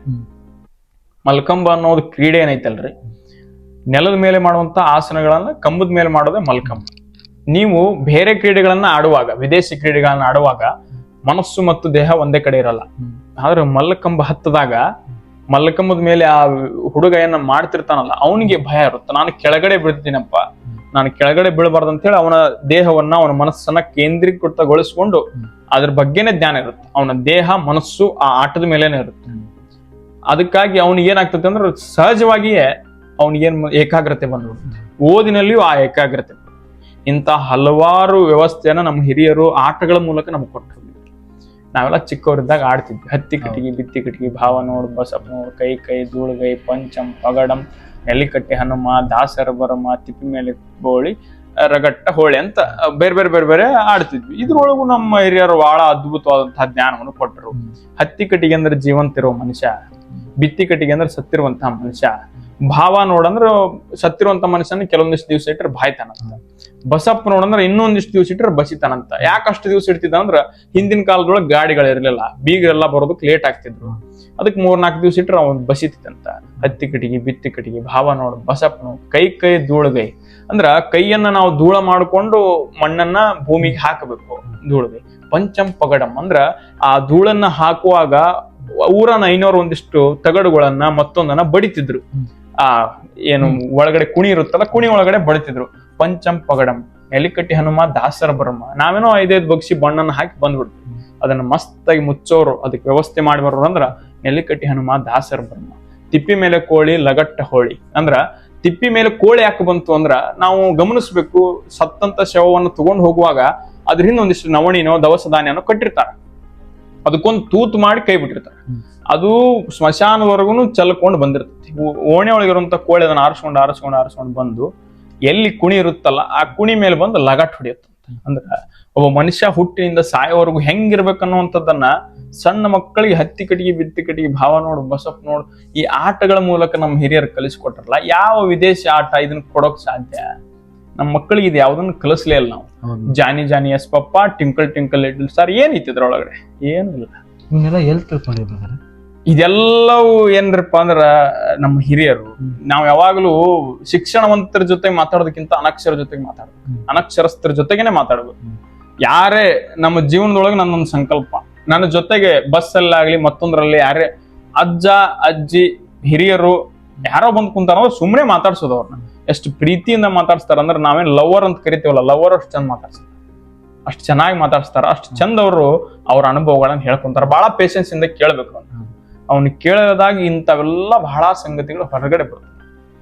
ನಾವೆಲ್ಲ ಆನೆ ಬಂತೊಂದು ಆನೆ, ಇದ್ಯಾವ್ರ ಆನೆ, ವಿಜಯನಗರದ ಆನೆ, ಇಲ್ಲಿಗೆ ಯಾಕೆ ಬಂತು, ಹಾದಿ ತಪ್ಪಿ ಬಂತು, ಹಾದಿಗೊಂದು ದುಡ್ಡು, ಬೀದಿಗೊಂದು ದುಡ್ಡು, ಅದ ದುಡ್ಡ ಕೊಟ್ಟು ಶೇರ್ ಕೊಬ್ಬರಿ ತಂದು ಲಟ ಲಟ ಮುರಿದು ಕುಸ್ತಿ ಆಡಿ ಗಟ್ಟಿಯಾಗಿ ಅಂತೆಲ್ಲ ಹಾಡುಗಳನ್ನು ಹೇಳ್ತಿದ್ರು. ಇದ್ರ ಹಿಂದ ಆನೆ ಬಂತೊಂದು ಆನೆ, ಇದ್ಯಾವ್ರ ಆನೆ, ವಿಜಯನಗರದ ಆನೆ. ವಿಜಯನಗರದ ಮೇಲೆ ಮತಾಂಧ್ರ ದಾಳಿ ಮಾಡಿದಾಗ ವಿಜಯನಗರದಲ್ಲಿರುವಂತ ಎಲ್ಲಾ ಸಂಪತ್ತನ್ನ ಆನೆ ಮೇಲೆ ಹೇರೇಳಿ ಅಲ್ಲಿರುವಂತ ರಾಜರು ಕಳಿಸಿದ್ರು. ಆನೆ ಬಂತೊಂದು ಆನೆ, ಇದ್ಯಾವ್ರ ಆನೆ, ವಿಜಯನಗರ ಸಾಮ್ರಾಜ್ಯದ ಆನೆ, ಇಲ್ಲಿಗೆ ಯಾಕೆ ಬಂತು, ಹಾದಿ ತಪ್ಪಿ ಬಂತು. ಅವರು ಮತಾಂಧ್ರ ಎಲ್ಲ ಸಂಪತ್ತನ್ನ ಲೂಟಿ ಮಾಡ್ತಾರ, ಮತಾಂಧ್ರಿಗೆ ಸಂಪತ್ತು ಹೋಗೋದು ಬೇಡ, ನಮ್ಮ ದೇಶದ ಜನರಿಗೆ ಹೋಗ್ಲಿ, ಅದನ್ನ ಕೊಟ್ಟು ಕಳಿಸ್ರಿ ಅಂತ ಹೇಳಿ ಆನೆ ಬಂತೊಂದು ಆನೆ, ಇದ್ಯಾವ್ರ ಆನೆ, ವಿಜಯನಗರದ ಆನೆ, ಇಲ್ಲಿಗೆ ಯಾಕೆ ಬಂತು, ಹಾದಿ ತಪ್ಪಿ ಬಂತು, ಹಾದಿಗೊಂದು ದುಡ್ಡು, ಬೀದಿಗೊಂದು ದುಡ್ಡು. ಎಷ್ಟು ಸಂಪತ್ತಿತ್ತು ಅಂತ ವಿಚಾರ ಮಾಡ್ರಿ ನೀವು. ಹಾದಿಗೊಂದು ದುಡ್ಡನ್ನು ಬೀಸಿದ್ರು, ಬೀದಿಗೊಂದು ದುಡ್ಡನ್ನು ಬೀಸಿದ್ರು. ಅಂದ್ರೆ ನಮ್ಮ ದೇಶದ ಸಾಮಾನ್ಯ ಜನರಿಗೆ ದುಡ್ಡು ಹೋಗ್ಲಿ ಅಂತ ಹಾದಿಗೊಂದು ದುಡ್ಡು, ಬೀದಿಗೊಂದು ದುಡ್ಡು ಅಂತ ಕೊಟ್ಟು ದೊಡ್ಡ ಮನಸ್ಸಿಂದ ಕೊಟ್ಟು ಬಿಟ್ರು. ಅದ ದುಡ್ಡ ಕೊಟ್ಟು ಶೇರ್ ಕೊಬ್ಬರಿ ತಂದು, ಅಂದ್ರ ಶೇರ್ ಕೊಬ್ಬರಿ ತಂದು ಲಟ ಲಟ ಮುರಿದು ಹುಡುಗರಿಗೆಲ್ಲ ಹಂಚಿ ಕುಸ್ತಿ ಆಡಕ್ ಗಟ್ಟಿಯಾಗಿ. ಅಂದ್ರ ದುಡ್ಡನ್ನ ವಿಜಯನಗರ ಸಾಮ್ರಾಜ್ಯ ನಮ್ಗೆ ಕೊಡ್ತು. ಆ ದುಡ್ಡನ್ನ ಏನ್ ಮಾಡ್ಬೇಕು, ನಾವು ಸ್ವಂತಕ್ಕೆ ಬಳಸ್ಕೋಬಾರದು. ಶೇರ್ ಕೊಬ್ಬರಿಯನ್ನ ತಿಂದು ನಾವು ಗಟ್ಟಿಯಾಗಿ ಮತ್ತ ಅವ್ರ ವಿರುದ್ಧ ಹೋರಾಟ ಮಾಡಕ್ ಗಟ್ಟಿ ಆಗ್ಬೇಕು. ಅಂದ್ರ ನಮಗೇನು ದೇಶ ಕೊಡುತ್ತಲ್ಲ, ಆ ದೇಶ ಕೊಟ್ಟಿರೋದನ್ನ ಮತ್ ಹೊಳ್ಳಿ ನಾವು ದೇಶಕ್ಕೆ ಕೊಡ್ಬೇಕನ್ನಂತ ಕಲ್ಪನೆಯನ್ನ ಹಾಡಿನ ಮೂಲಕ ಕೊಟ್ರು. ಇಂತ ಸಣ್ಣ ಸಣ್ಣ ಮಾತುಗಳ ಮೂಲಕ ನಮ್ಮ ಹಿರಿಯರು ನಮಗ್ ಕೊಟ್ರು. ಆದ್ರೆ ನಾವು ಏನ್ ಮಾಡಿದ್ವಿ ಅಂದ್ರೆ ಆ ಹಾಡುಗಳನ್ನ ನಾವು ಹೇಳಿ, ಅವರು ಈಗ ನಾವೆಲ್ಲ ಬಾಳ ಅಡ್ವರ್ಟೈಸ್ ಒಳಗೆಲ್ಲ ನೋಡ್ತಿರ್ತೀವಿ, ಅದನ್ನ ಕುಡೀರಿ ಗಟ್ಟಿ ಆಗ್ತೀರಿ, ಇದನ್ನ ಕುಡೀರಿ ಗಟ್ಟಿ ಆಗ್ತೀರಿ. ಏನ್ ಕುಡಿದು ಗಟ್ಟಿ ಆಗಲ್ಲ. ನಮ್ಮ ಹಿರಿಯರು ಹೇಳಿದ್ದೇನು, ಶೇರ್ ಕೊಬ್ಬರಿ ತಂದು ಲಟ ಲಟ ಮುರಿದು ಕುಸ್ತಿ ಆಡಕ್ ಗಟ್ಟಿ ಆಗಿ. ಅಂದ್ರೆ ಗಟ್ಟಿ ಆಗ್ಬೇಕಂದ್ರೆ ಶೇರ್ ಕೊಬ್ಬರಿನೇ ತಿನ್ಬೇಕು, ಹುಗ್ಗಿ ಹಾಲು ತುಪ್ಪನೇ ಉಣ್ಬೇಕು, ಸಂಗಟಿನೇ ಉಣ್ಬೇಕು, ನಮ್ಮ ರೊಟ್ಟಿನೇ ತಿನ್ಬೇಕು. ಇದನ್ನ ಮಾತ್ರ ನಾವು ತಲೆ ಒಳಗೆ ಇಟ್ಕೊಂಡ್ರೆ ಸಾಧ್ಯ. ಇಲ್ಲದೆ ಹೋದ್ರ ಬ್ರದರ್, ಇನ್ನೊಂದು ನಮ್ಮ ಹಿಂದೂ ಧರ್ಮದೊಳಗ ಸಸ್ಯಾಹಾರ ಮಾಂಸಾಹಾರ ಇದು ಯಾವ್ದಾರು ಇದನ್ನೇ ತಿನ್ಬೇಕಂತ ಹೇಳುತ್ತೆ. ಈಗ ನಮ್ಮಲ್ಲಿರುವಂತ ಹಿಂದೂ ಧರ್ಮ ಅಂದ್ರೆ ಇದೊಂದು ಬಹಳ ದೊಡ್ಡ ಪುಟಾರಿ, ಇದನ್ನ ಬಹಳ ದೊಡ್ಡ ಆಲದ ಮರ. ಇದನ್ನ ಹಿಂಗೆ ಅಂತ ನಾವು ಡಿಫೆಂಡ್ ಮಾಡ್ತೇವಲ್ಲ, ಅದು ಬಹಳ ತಪ್ಪು. ಈಗ ಬೇರೆ ಧರ್ಮದೊಳಗಡೆ, ಬೇರೆ ಮತದೊಳಗಡೆ ಇದು ಸರಿಯಲ್ಲ ಅಂತ ಹೇಳೋಕೆ ಅವಕಾಶ ಇಲ್ಲ. ಆದ್ರೆ ನಮ್ಮ ಹಿರಿಯರು ನಮ್ಮ ಸಂಸ್ಕೃತಿಯಲ್ಲಿ, ನಮ್ಮ ಧರ್ಮದಲ್ಲಿ ನಮ್ಗೆ ಅವಕಾಶ ಕೊಟ್ಟಿದ್ದಾರೆ. ಇದು ತಪ್ಪು, ಇದು ಸರಿ ಅಂತ ಹೇಳೋದಕ್ಕೆ. ಅದಕ್ಕಾಗಿ ಇಂಥ ಪ್ರಶ್ನೆಗಳು ಅವಾಗ ಹುಟ್ಕೊಳ್ತಿರ್ತವೆ. ಇದು ಮಾಂಸಾಹಾರ, ಇದು ಸಸ್ಯಾಹಾರ, ಅದನ್ನ ತಿನ್ನಬಾರ್ದು, ಇದನ್ನ ತಿನ್ನಬಾರ್ದು. ಅವರವರ ಇಚ್ಛೆ, ಅವರವರ ವ್ಯವಸ್ಥೆ, ಅವರವರ ಮತ, ಅವರವರ ಪಂಥ ಏನ್ ಹೇಳ್ತೋ ಅದನ್ನೆಲ್ಲರೂ ಪಾಲಿಸ್ತಿರ್ತಾರೆ. ಅದೆಲ್ಲಕ್ಕೂ ಅವಕಾಶ ಐತೆ ನಮ್ಮಲ್ಲಿ. ಮುಕ್ಕೋಟಿ ದೇವರುಗಳನ್ನ ಪೂಜೆ ಮಾಡುವಾಗ ಸಸ್ಯಾಹಾರ ಬೇಕು ಮಾಂಸಾಹಾರ ಬೇಕು ಅನ್ನುವಂತ ಪರಿಕಲ್ಪನೆಯನ್ನು ನಮ್ಮ ಹಿರಿಯರು ನಮ್ಗೆ ಕೊಟ್ಟಿರ್ತಾರೆ. ಆ ಕಲ್ಪನೆ ಏನ್ ಅನ್ನೋದನ್ನ ನಾವು ತಿಳ್ಕೊಳ್ಬೇಕು. ಮೊದ್ಲು ನಮ್ದು ಸಸ್ಯಾಹಾರ ಇತ್ತು ಮಾಂಸಾಹಾರ ಇತ್ತು, ನಾವ್ ಏನ್ ಮಾಡ್ತಿದೀವಿ ಅನ್ನೋದನ್ನ ತಿಳ್ಕೊಂಡ ಇದು ಎಲ್ಲದಕ್ಕೂ ಉತ್ತರ ಸಿಗುತ್ತೆ. ಇದು ಧರ್ಮ ರಕ್ಷಣೆ ಬಗ್ಗೆ ಏನ್ ಹೇಳೋದು ಇಷ್ಟ? ಧರ್ಮ ರಕ್ಷಣೆ ಅನ್ನುವಂಥದ್ದು ನಮ್ಮ ಹಿಂದಿನ ಕಾಲದಲ್ಲಿ ಅವಶ್ಯಕತೆ ಇರಲಿಲ್ಲ. ಎಲ್ಲರೂ ತಮ್ಮ ಜೀವನ ಪದ್ಧತಿ ಒಳಗಡೆನೆ ಧರ್ಮ ರಕ್ಷಣೆ ಅನ್ನುವಂಥದ್ದು ಬಂದ್ಬಿಟ್ಟಿತ್ತು. ಆದ್ರ ಆಧುನಿಕ ದಿನಮಾನದೊಳಗಡೆ ಬೇರೆಯವರು ಬೇರೆ ಬೇರೆ ರೀತಿಯಲ್ಲಿ ನಮ್ಮ ಧರ್ಮದ ಮೇಲೆ ಬೇರೆ ಬೇರೆ ರೀತಿಯಾಗಿ ಪ್ರಹಾರವನ್ನು ಮಾಡುವಾಗ ಧರ್ಮ ರಕ್ಷಣೆ ಅನ್ನುವಂಥದ್ದು ಅವಶ್ಯಕತೆ ಇದೆ. ಉದಾಹರಣೆಗೆ ನಾವು ಗೋ ಹತ್ಯೆಯನ್ನ ಮಾಡಬೇಡ್ರಿ, ಅದನ್ನ ನಾವು ಪೂಜನೀಯ ಭಾವದಿಂದ ನೋಡ್ತೀವಿ ಅನ್ನುವಾಗ ಗೋ ಹತ್ಯೆಯನ್ನ ಮಾಡ್ತಾರೆ ಅನ್ನೋದಾದ್ರೆ ನಾವು ಮೊದಲಿಗೆ ಆ ಧರ್ಮ ರಕ್ಷಣೆಯ ವ್ಯವಸ್ಥೆಯನ್ನು ಹಿಡಿದೀವಲ್ಲ, ಅದೆಲ್ಲವೂ ಅನಿವಾರ್ಯ. ಆದ್ರೆ ನಾವು ಗೋ ಹತ್ಯೆ ಮಾಡಿಸುವ ಮಟ್ಟಿಗೆ ಬೆಳೆದಿದ್ದೀವಿ ಅಂದ್ರೆ ಕಾರಣನು ನಾವೇ. ನಾವು ಗೋಮಾತೆಯನ್ನ ಬಿಟ್ಟಾಗ್ಲೇ ಅಲ್ಲ ಅವರು ಗೋಮಾತೆಯನ್ನ ಕಡಿಯೋದಕ್ಕೆ ಸಾಧ್ಯ. ಎಷ್ಟೇ ಇದು ಆದ್ರೂ ಕೂಡ ಗೋಮಾತೆಯನ್ನ ನಾವು ಸಾಕಬೇಕು. ಅವ್ರು ನಮ್ಮ ಗೋಮಾತೆ ನಮ್ಗೆ ಅಷ್ಟೆಲ್ಲ ಕೊಟ್ಟಿರುವಾಗ ಗೋಮಾತೆಯನ್ನ ನಾವು ಸಾಕೋದ್ರಲ್ಲಿ ಏನು ತಪ್ಪಿಲ್ಲ. ಇದು ಏನಾಗಿದೆ ಅಂದ್ರೆ ಪರಿಸ್ಥಿತಿ, ಹಿಂದಿನ ಕಾಲದಲ್ಲಿ ನಮ್ಮ ಕೃಷಿಕರು ನಮ್ಮ ಹಿರಿಯರು ಏನ್ ಮಾಡ್ತಿದ್ರು ಅಂದ್ರೆ ಗೋಮಾತೆ ಎಷ್ಟೇ ತೊಂದರೆ ಆದ್ರೂ ಕೂಡ ಕಾಲು ಮುರಿದ್ರು ಕೈ ಮುರಿದ್ರು ಏನೇ ತೊಂದರೆ ಆದ್ರೂ ಸಾಕ್ತಿದ್ರು. ಯಾಕಂದ್ರೆ ಅವ್ರ ಟೈಮ್ ಇರ್ತಿತ್ತು. ಅವ್ರು ಬದುಕ್ತಿದ್ದೇ ಕೃಷಿಗಾಗಿ, ಅವ್ರ ಜೀವನ ಇದ್ದಿದ್ದೇ ಕೃಷಿಗಾಗಿ. ಆದ್ರೆ ಈಗ ಹಂಗಲ್ಲ. ಕೃಷಿನೇ ಪಾರ್ಟ್ ಟೈಮ್ ಮಾಡ್ಕೊಂಡು ಏನ್ ಬದುಕ್ತಿದೀವಲ್ರಿ, ಅವಾಗ ಅದನ್ನ ಸಾಕೋದು ನಮ್ಗೆ ತೊಂದರೆ ಆಗುತ್ತೆ. ಆ ಸಮಯದೊಳಗೆ ಇಂಥ ಗೋ ಹಂತಕರ ಕೈಯಲ್ಲೆಲ್ಲ ಗೋಗಳು ಹೋಗೋದಕ್ಕೆ ದಾರಿ ಆಗ್ತದೆ ಬಿಟ್ರೆ ಬೇರೆ ಏನೂ ಅಲ್ಲ. ಅಂದ್ರೆ ಹಿರಿಯರು ಕೃಷಿಗಾಗಿ ಟೈಮ್ ಅನ್ನು ಕೊಡ್ತಿದ್ರು, ಅದನ್ನ ಸಾಕೋದು ದೊಡ್ಡ ಮಾತಾಗ್ತಿದ್ದಿಲ್ಲ. ಈಗೆಲ್ಲ ಪಾರ್ಟ್ ಟೈಮ್ ಕೃಷಿಯನ್ನು ಮಾಡುವಾಗ ಇದೆಲ್ಲ ದೊಡ್ಡ ಮಾತಾಗುತ್ತೆ. ಅದಕ್ಕಾಗಿ ಗೋ ಹಂತಕರ ಕೈಗೆ ಗೋಗಳು ಹೊರಟಿದ್ದವು. ಇದನ್ನ ತಡೆಗಟ್ಟಬೇಕಾದವ್ರು ನಾವೇ. ಹೆಂಗ ತಡೆಗಟ್ಬೋದ್ರಿ ಇದನ್ನ? ನಾವು ಜಾಗೃತ ಆಗ್ಬೇಕು. ನಾವ್ ಇನ್ನೊಬ್ಬರ ಕೈಯಲ್ಲಿ ಬಟ್ಟು ತೋರಿಸಿದ್ರೆ ಏನು ಸಾಧ್ಯ ಇಲ್ಲ. ನಮಗ್ ಗೋಮಾತೆ ಅಷ್ಟೆಲ್ಲ ಸಾಕಿರುವಾಗ, ಹಾಲು ಕೊಟ್ಟಿರುವಾಗ, ನಮ್ಮ ಪೂಜನೀಯ ಭಾವದಿಂದ ಹೆಚ್ಚಾಗಿ ತಾಯಿ ಅಂತ ನಾವು ಪೂಜಿಸಿರುವಾಗ ಆ ಗೋಮಾತೆಯನ್ನ ಹೋಗಿ ನಾವು ಕೊಡೋದಕ್ಕಿಂತ ಮೊದಲು ವಿಚಾರ ಮಾಡ್ಬೇಕು. ನಾವು ಕೊಡೋದು ಬಂದ್ ಮಾಡಿದ್ರೆ ತಗೊಳ್ಳೋರು ಬಂದ್ ಮಾಡ್ತಾರೆ. ಮೊದಲು ನಾವು ಎಚ್ಚೆತ್ಕೊಳ್ಬೇಕು ಅನ್ನೋದು ನನ್ನ ಭಾವನೆ. ನೀವೆಲ್ಲ ನಮ್ಮ ಧರ್ಮದ ಬಗ್ಗೆ ಮಾಡ್ತಿರ್ತೀರಿ, ಇವಾಗ ಶರೀಫ್ ಅಜ್ಜವ್ರ ಬಗ್ಗೆ ಮಾಡ್ತಿರ್ತೀರಿ, ಅವರು ಅನ್ಯ ಧರ್ಮದವ್ರು ಅಂತಂದು ಹೇಳ್ತಿರ್ತಾರಲ್ಲ, ಅದಕ್ಕೆ ನಿಮ್ಗೆ ಹೆಂಗ್ ಅನ್ಸುತ್ತೆ? ಶರೀಫರು ಹುಟ್ಟಿದ ಮುಸ್ಲಿಮರಾಗೇ ಇರಬಹುದ್ರಿ, ಆದ್ರೆ ಅವ್ರು ಬದುಕಿರುವಂತ ಪೂರ್ತಿ ಶೈಲಿ ಎಲ್ಲ ನಮ್ಮ ಸಂಸ್ಕೃತಿಯ ಭಾಗವಾಗಿಯೇ ಬದುಕಿದವರು, ನಮ್ಮ ಧರ್ಮದ ಭಾಗವಾಗಿಯೇ ಬದುಕಿದವರು. ಬಹಳ ನಾವು ದೀರ್ಘಕ್ಕೆ ಇಳಿದು ಅವ್ರು ದೊಡ್ಡ ದೊಡ್ಡ ಉದಾಹರಣೆ ಕೊಡೋ ಅವಶ್ಯಕತೆ ಇಲ್ಲ. ಅವ್ರ ಅಂಕಿತ ನಾಮ ಇರೋದೇ ಶಿಶುನಾಳ ದೀಶ, ಕೊನೆಗಿರೋದೇ ಈಶಾ, ಅಲ್ಲಿರುವಂತದ್ದೇ ಈಶಾ. ಮತ್ತ ಅದ್ರ ಜೊತೆಗೆ ಜನಿವಾರ ಹಾಕೊಳ್ತಿದ್ರು, ವಿಭೂತಿಯನ್ನ ಹಚ್ಕೊಳ್ತಿದ್ರು. ಅವರು ಹುಟ್ಟಿರುವಂತದ್ದು ಮುಸ್ಲಿಮರಾಗಿ ಹುಟ್ಟಿರ್ಬೋದು, ಆದ್ರೆ ಎಲ್ಲ ನಮ್ಮ ಹಿಂದೂ ಧರ್ಮದ ಬಹಳ ವೈಜ್ಞಾನಿಕವಾಗಿ ಬರೆದಂತವ್ರು ಅವರು. ಎಷ್ಟೆಷ್ಟು ಅದ್ಭುತವಾಗಿ ಅಂದ್ರೆ, ಈಗ ಉದಾಹರಣೆಗೆ ನಮ್ಮ ಹಿಂದಿನ ಕಾಲದಲ್ಲೆಲ್ಲ ಜನಪದ ಸಂಸ್ಕೃತಿಗಳಿದ್ದು, ದೊಡ್ಡಾಟ ಇತ್ತು, ಸಣ್ಣಾಟ ಇತ್ತು, ವೀರಗಾಸೆ ಇತ್ತು. ಇವೆಲ್ಲ ನಮ್ಮ ದೇವರುಗಳನ್ನ ಆರಾಧನೆ ಮಾಡುವಂತಹ ನೃತ್ಯಗಳಿವೆಲ್ಲ ಜಾನಪದ ನೃತ್ಯಗಳು. ಅವ್ರು ಬಹಳ ಅದ್ಭುತವಾಗಿ ಶರೀಫರು ಮಾಡ್ತಿದ್ರು. ಅವರ ಎಲ್ಲಾ ಗೀತೆಗಳನ್ನ ಆಲಿಸಿದಾಗ ಎಲ್ಲ ಆಧ್ಯಾತ್ಮ, ಪ್ರತಿಯೊಂದು ಕೂಡ ನಮ್ಮ ಜೀವನದ ಬಗ್ಗೆ, ನಮ್ಮ ಧರ್ಮದಲ್ಲಿರುವಂತಹ ಆಧ್ಯಾತ್ಮವನ್ನ ನಮ್ಮಕ್ಕಿಂತ ಹೆಚ್ಚಾಗಿ ತಿಳ್ಕೊಂಡವ್ರು ಶರೀಫರು. ಅವ್ರು ನಡೆದಾಡುವ ಭೂಮಿಯಲ್ಲಿ ನಾವು ಬದುಕ್ತಿದ್ದೇವೆ ಅನ್ನೋದು ದೊಡ್ಡ ಹೆಮ್ಮೆ ನಮ್ಗೆ. ಅವ್ರ ಬಗ್ಗೆ ನಾವು ತಿಳಿಸದೆ ಹೋದ್ರೆ ಅವ್ರು ನಾವು ಮತಕ್ಕೆ ಸೀಮಿತ ಮಾಡಿ ಮತ್ತೊಂದಕ್ಕೆ ಸೀಮಿತ ಮಾಡೋದ್ರಲ್ಲಿ ಅರ್ಥ ಇಲ್ಲ. ಅವ್ರು ಬದುಕಿದ್ದೇ ನಮ್ಮ ಸಂಸ್ಕೃತಿ ಅಂತೆ, ಅವ್ರು ಬದುಕಿದ್ದೇ ನಮ್ಮ ಸಂಸ್ಕೃತಿಯ ಹಲವಾರು ಆಚಾರ ವಿಚಾರಗಳನ್ನ ತಮ್ಮ ತತ್ವಪದಗಳ ಮೂಲಕ ತಿಳಿಸಿದವರು. ಅವ್ರ ಅಂಕಿತ ನಾಮನೆ ಶಿಶುನಾಳ ದೀಶ, ಅದರಲ್ಲಿ ಈಶ ಇರುವಾಗ ಅವ್ರನ್ನ ನಾವು ಒಂದು ಮತಕ್ಕೆ ಸೀಮಿತ ಮಾಡೋದ್ರಲ್ಲಿ ಅರ್ಥ ಇಲ್ಲ. ನಾನು ಓದಿರೋ ಪ್ರಕಾರ ಅವ್ರು ಸಾಯುವಾಗಲೂ, ಶಿಶುನಾಳ ಶರೀಫರು ಸಾಯುವಾಗ ತಮ್ಮ ಅಂತ್ಯಕ್ರಿಯೆ ವೀರಶೈವ ಲಿಂಗಾಯತ ಸಂಪ್ರದಾಯದಂತೆ ಆಗಬೇಕನ್ನುವಂತ ಬಯಕೆ ಇತ್ತಂತವ್ರಿಗೆ. ಅದು ಇದೆಲ್ಲವನ್ನು ನಾವು ಗಮನಿಸಿದಾಗ ಶರೀಫರು ಅಂದ್ರೆ ಬಹಳ ಅದ್ಭುತವಾಗಿ ಬದುಕಿದವರು. ಯಾರ ಬದುಕಿಗೆ ಏನ್ ಬೇಕಲ್ಲ ಆ ಪರ್ಸೆಪ್ಷನ್ ಅನ್ನ ಕೊಟ್ಟವ್ರು. ಈಗ ಅವರೆಲ್ಲ ಹಾಡುಗಳನ್ನ ಕೇಳಿದಾಗ ಬಹಳ ಅದ್ಭುತವಾದಂತ ಹಾಡುಗಳನ್ನ, ಬಿದ್ದಿಯೇ ಬೇ ಮುದುಕಿ ಬಿದ್ದಿಯೇ ಬೇ, ಮುದುಕಿ ಬಗ್ಗೆ ಹೇಳ್ತಿದ್ದಾನಂತ ಸಣ್ಣ ಹುಡುಗನಿಗೆ ಅನಿಸಿದ್ರೆ ದೊಡ್ಡವನಿಗೆ ಅದ್ರೊಳಗಡೆ ಅರ್ಥನೇ ಬೇರೆ. ತರವಲ್ಲತ್ತಾಗಿ ನಿನ್ನ ತಂಬೂರೀಶ್ವರ, ಅದ್ರೊಳಗಡೆ ಬೇರೆ ಅರ್ಥನೇ. ಈ ರೀತಿಯಾಗಿ ಕೊಡಗನ ಕೋಳಿ ನುಂಗಿತ್ತ, ಇದೇನೈತಲ್ಲ ಇದು ನಮ್ಮ ಮನಸ್ಸಿನ ಬಗ್ಗೆ ಒಂದು ಹಾಡುವಂತ ಹಾಡು. ಕೊಡಗನ ಕೋಳಿ ನುಂಗಿತ್ತ, ನೋಡವ ತಂಗಿ ಕೊಡಗನ ಕೋಳಿ ನುಂಗಿತ್ತ, ಆಡು ಆನೆಯ ನುಂಗಿ ಮಗ್ಗಲಾಳಿಯ ನುಂಗಿ, ಈ ರೀತಿ ಹಾಡುಗಳು ಇವೆಲ್ಲ ನಮ್ಮ ಆಡು ಭಾಷೆ ಹಾಡುಗಳು. ಆಡು ಭಾಷೆಯ ಪದಗಳನ್ನ ಬಳಸ್ಕೊಂಡ್ರು. ನೋಡೋರ್ಗೆ ಏನ್ ಅನ್ಸಿತ್ತು, ಏನೋ ಕೊಡಗನನ್ನ ಕೋಳಿ ಹಿಂಗ್ ನುಂಗೋದಕ್ಕೆ ಸಾಧ್ಯ, ಕೋಳಿ ಸಣ್ಣದು ಕೊಡಗ ದೊಡ್ಡ, ಮನಸ್ಸು ಕೂಡ ಸಣ್ಣದೇ, ನಾವು ಕೂಡ ದೊಡ್ಡವರು, ಮನಸ್ಸು ಒಮ್ಮೆ ನಮ್ಮನೆ ನುಂಗ್ಬಿಡುತ್ತೆ. ಈ ಪರ್ಸೆಪ್ಷನ್ ಇಟ್ಕೊಂಡು ಇಂಥ ಸಾಕಷ್ಟು ಹಾಡುಗಳನ್ನ ನಮ್ಮ ಆಧ್ಯಾತ್ಮಿಕವಾಗಿ ಬರೆದಂಥವ್ರು ಶರೀಫರು. ಅವರು ಯಾವಾಗಲೂ ನಮಗೆ ಪೂಜನೀಯರೇ. ಅವ್ರಿಗೆ ನಮ್ಮ ಭಾಗದಲ್ಲೆಲ್ಲ ಹಿಂದೂಗಳು ಸಹಿತ ಶರೀಫ್ ಅಂತ ಹೆಸರನ್ನ ಇಡ್ತಾರೆ, ಅಷ್ಟರ ಮಟ್ಟಿಗೆ ನಮಗೆ ಪ್ರಭಾವವನ್ನು ಬೀರಿದವರು. ಇನ್ನೊಂದು, ನೀವು ಇವಾಗ of the camera, on the camera ಎಲ್ಲ ವಿಡಿಯೋಸ್ ಎಲ್ಲ ಮಾಡ್ತಿದ್ರೆ, ಆಫ್ ದ ಕ್ಯಾಮ್ರಾ ಅದನ್ನ ಬಿಟ್ಟು ಮತ್ತೆ ಬೇರೆ ಎಲ್ಲ ಏನ್ ಮಾಡಿ ಅಂದ್ರೆ, ಈಗ ನಮ್ದು ಬೆಳಗಿನ ಅವಧಿ ಆರಂಭ ಆಗೋದು ಬೆಳಿಗ್ಗೆ ನಾವು 5:30 ಎದ್ದು ನಮ್ಮ ಮನೆಯಲ್ಲಿರುವಂತ, ನಮ್ಮ ಮನೆಯೊಳಗಡೆ ಒಂದಿಷ್ಟು ಮಕ್ಕಳಿಗೆಲ್ಲ ನಾವು ಯೋಗ, ಮಲ್ಕಂಬ, ಧ್ಯಾನ, ನಮ್ಮ ದೊಡ್ಡಾಟ, ಸಣ್ಣಾಟ, ನಮ್ಮ ಹಿಂದಿನ ಪರಂಪರೆ, ಒಂದಿಷ್ಟು ಸಂಸ್ಕಾರ ಕೊಡುವಂತ ಒಂದಿಷ್ಟು ಕೆಲಸಗಳನ್ನ ಮಾಡ್ತೀವಿ. ಒಂದು 40-50 ಮಕ್ಕಳು ಬರ್ತಾರೆ ಪ್ರತಿ ದಿವಸ. 40-50 ಮಕ್ಕಳು ಬೆಳಗ್ಗೆ ಸಾಯಂಕಾಲ ಒಂದೊಂದು ತಾಸು ನಮ್ಮ ಮನೆ ಆವರಣಕ್ಕೆ ಬರ್ತಾರೆ.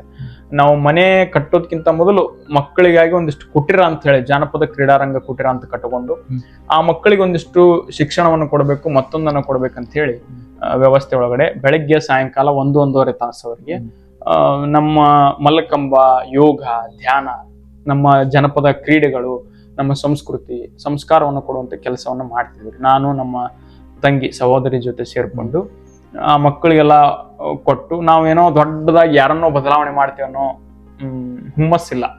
ಆ ಒಂದು 50 ಮಕ್ಕಳು ಬದಲಾವಣೆ ಆದ್ರೆ ಎಲ್ಲರೂ ಬದಲಾವಣೆ ಆಗ್ತಾರೆ ಮುಂದೆ, ಅದೊಂದು ದೊಡ್ಡ ಹೆಜ್ಜೆ ಅನ್ನುವಂಥ ದೃಷ್ಟಿಯೊಳಗಡೆ ಆ ಮಕ್ಕಳಿಗೆ ಬೇಕಾಗಿರುವಂಥ ವಿದ್ಯಾಭ್ಯಾಸಕ್ಕೆ ಬೇಕಾಗಿರುವಂಥ ವ್ಯವಸ್ಥೆಯನ್ನ, ಮತ್ತೊಂದನ್ನ, ಈಗ ನಮ್ಮಲ್ಲಿ ಕಲೀಲಿಕ್ಕೆ ಬರುವಂತಹ ಮಕ್ಕಳಿದ್ದಾರೆ, ಅದ್ರೊಳಗೆ ಯಾರು 10th ಇದ್ರೆ, PUC ಇದ್ರೆ, ಏನೋ ನನಗೆ ಮತ್ತು ನಮ್ಮ ತಂಗಿಗೆ ಇರುವಂತ ಅಲ್ಪ ಸ್ವಲ್ಪ ಜ್ಞಾನವನ್ನ ಅವ್ರಿಗೊಂದಿಷ್ಟು ಧಾರೆ ಇರೋದು, ಅವ್ರಿಗೂ ಸ್ವಲ್ಪ ಪರೀಕ್ಷೆಯಲ್ಲಿ ಹೆಲ್ಪ್ ಆಗುವಂತೆ ಮಾಡ್ತೀವ್ರಿ.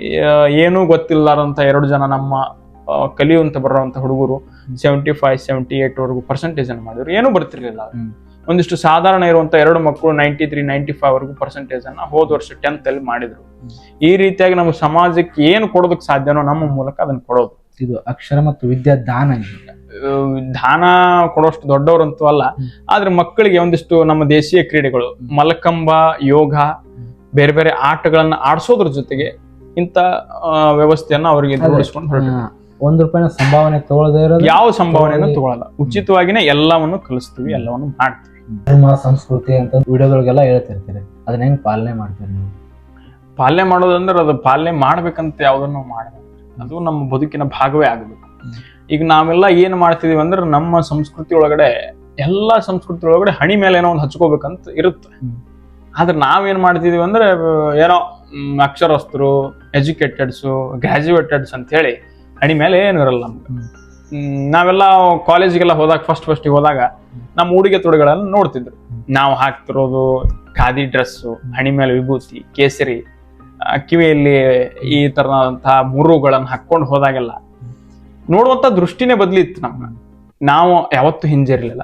ಇಲ್ಲಪ್ಪ, ನಮ್ಮ ಸಂಸ್ಕೃತಿ ಇದು ನಾವೇ ಪಾಲನೆ ಮಾಡದೆ ಹೋದ್ರೆ ಮತ್ತಾರು ಮಾಡೋದಕ್ಕೆ ಸಾಧ್ಯ? ನಮ್ದನ್ನ ನಾವು ಮಾಡ್ಲೇಬೇಕಂತ ನಾವು ಮುಂದುವರೆದಾಗ ಬರ್ಬರ್ತಾ ಎಲ್ಲರೂ ಪ್ರಭಾವಿತರಾದ್ರು. ಏನೋ ಒಂದಿದೆ ಅಪ್ಪ ನಮ್ಮ ಸಂಸ್ಕೃತಿಯನ್ನು ಪಾಲಿಸೋದ್ರೊಳಗಾಗಿ ಅಂತೇಳಿ ಕಾಲೇಜ್ ಬಿಟ್ಟು ಬರೋ ಹೊತ್ತಿಗೆ ಒಂದು 70% ಜನರನ್ನ ಅಂದ್ರೂ ಬದ್ಲಿ ಮಾಡಿ ಅವ್ರ ಹಣಿ ಮೇಲೆ ಹಚ್ಕೊಂಡ್ ಬರುವಂತ ಕೆಲಸವನ್ನು ನಾವು ಮಾಡಿದ್ವಿ.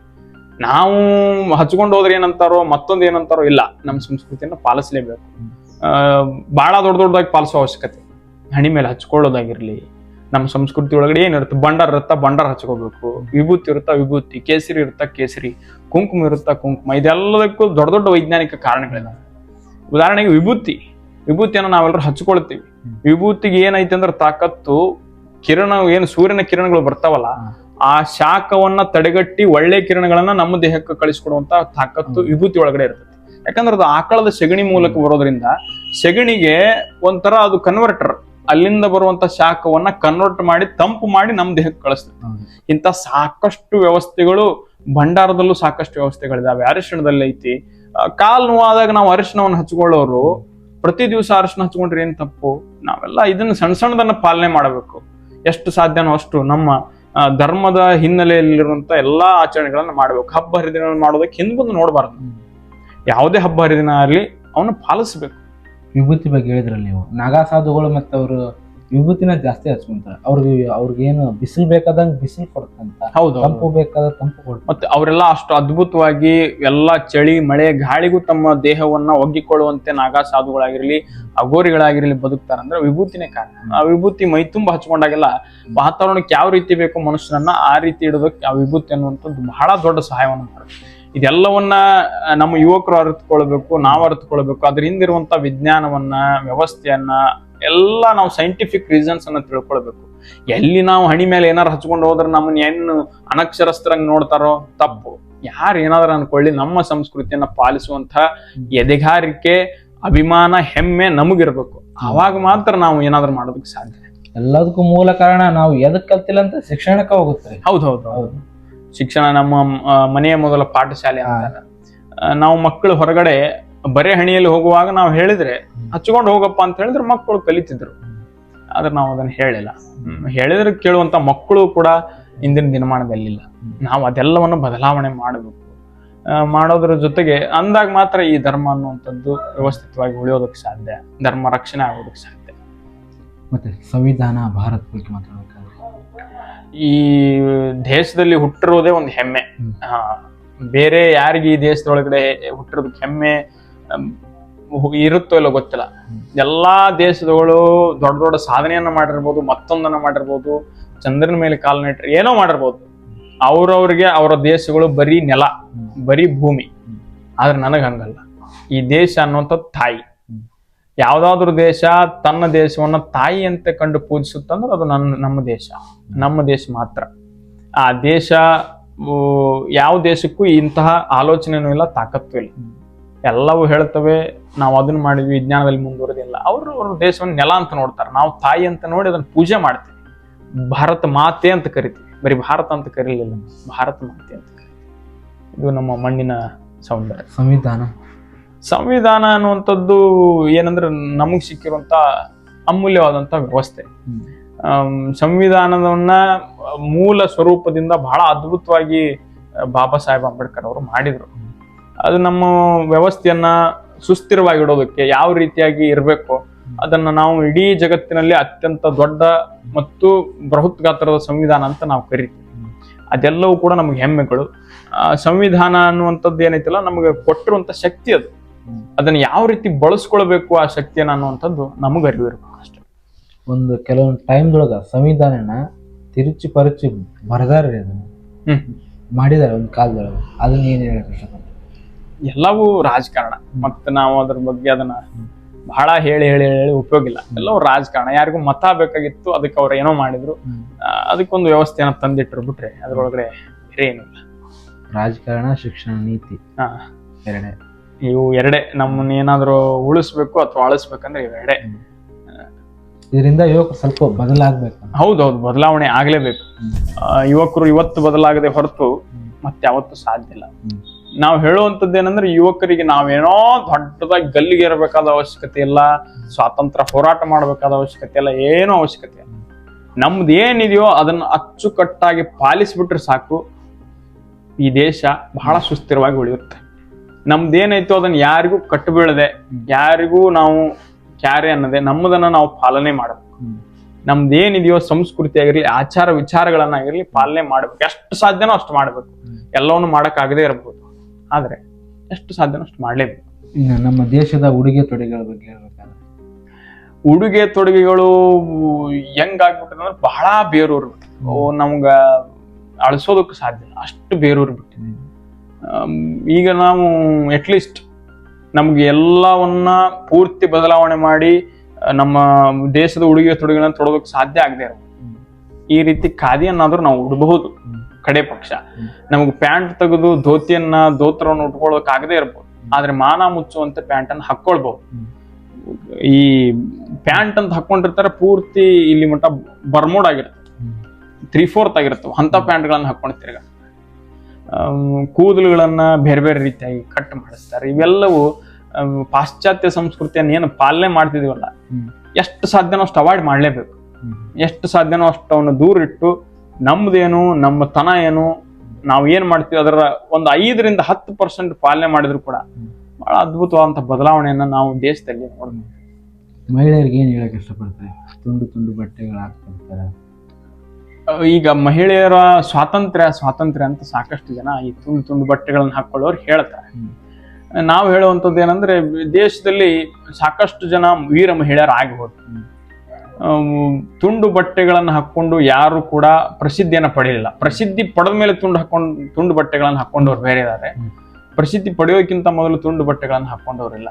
ಅದಕ್ಕಾಗಿ ನಮ್ಮ ಸಂಸ್ಕೃತಿ, ಆಚಾರ ವಿಚಾರಗಳು ಎಲ್ಲ ಇರುವಂಥದ್ದು ಬಹಳ ಅದ್ಭುತ.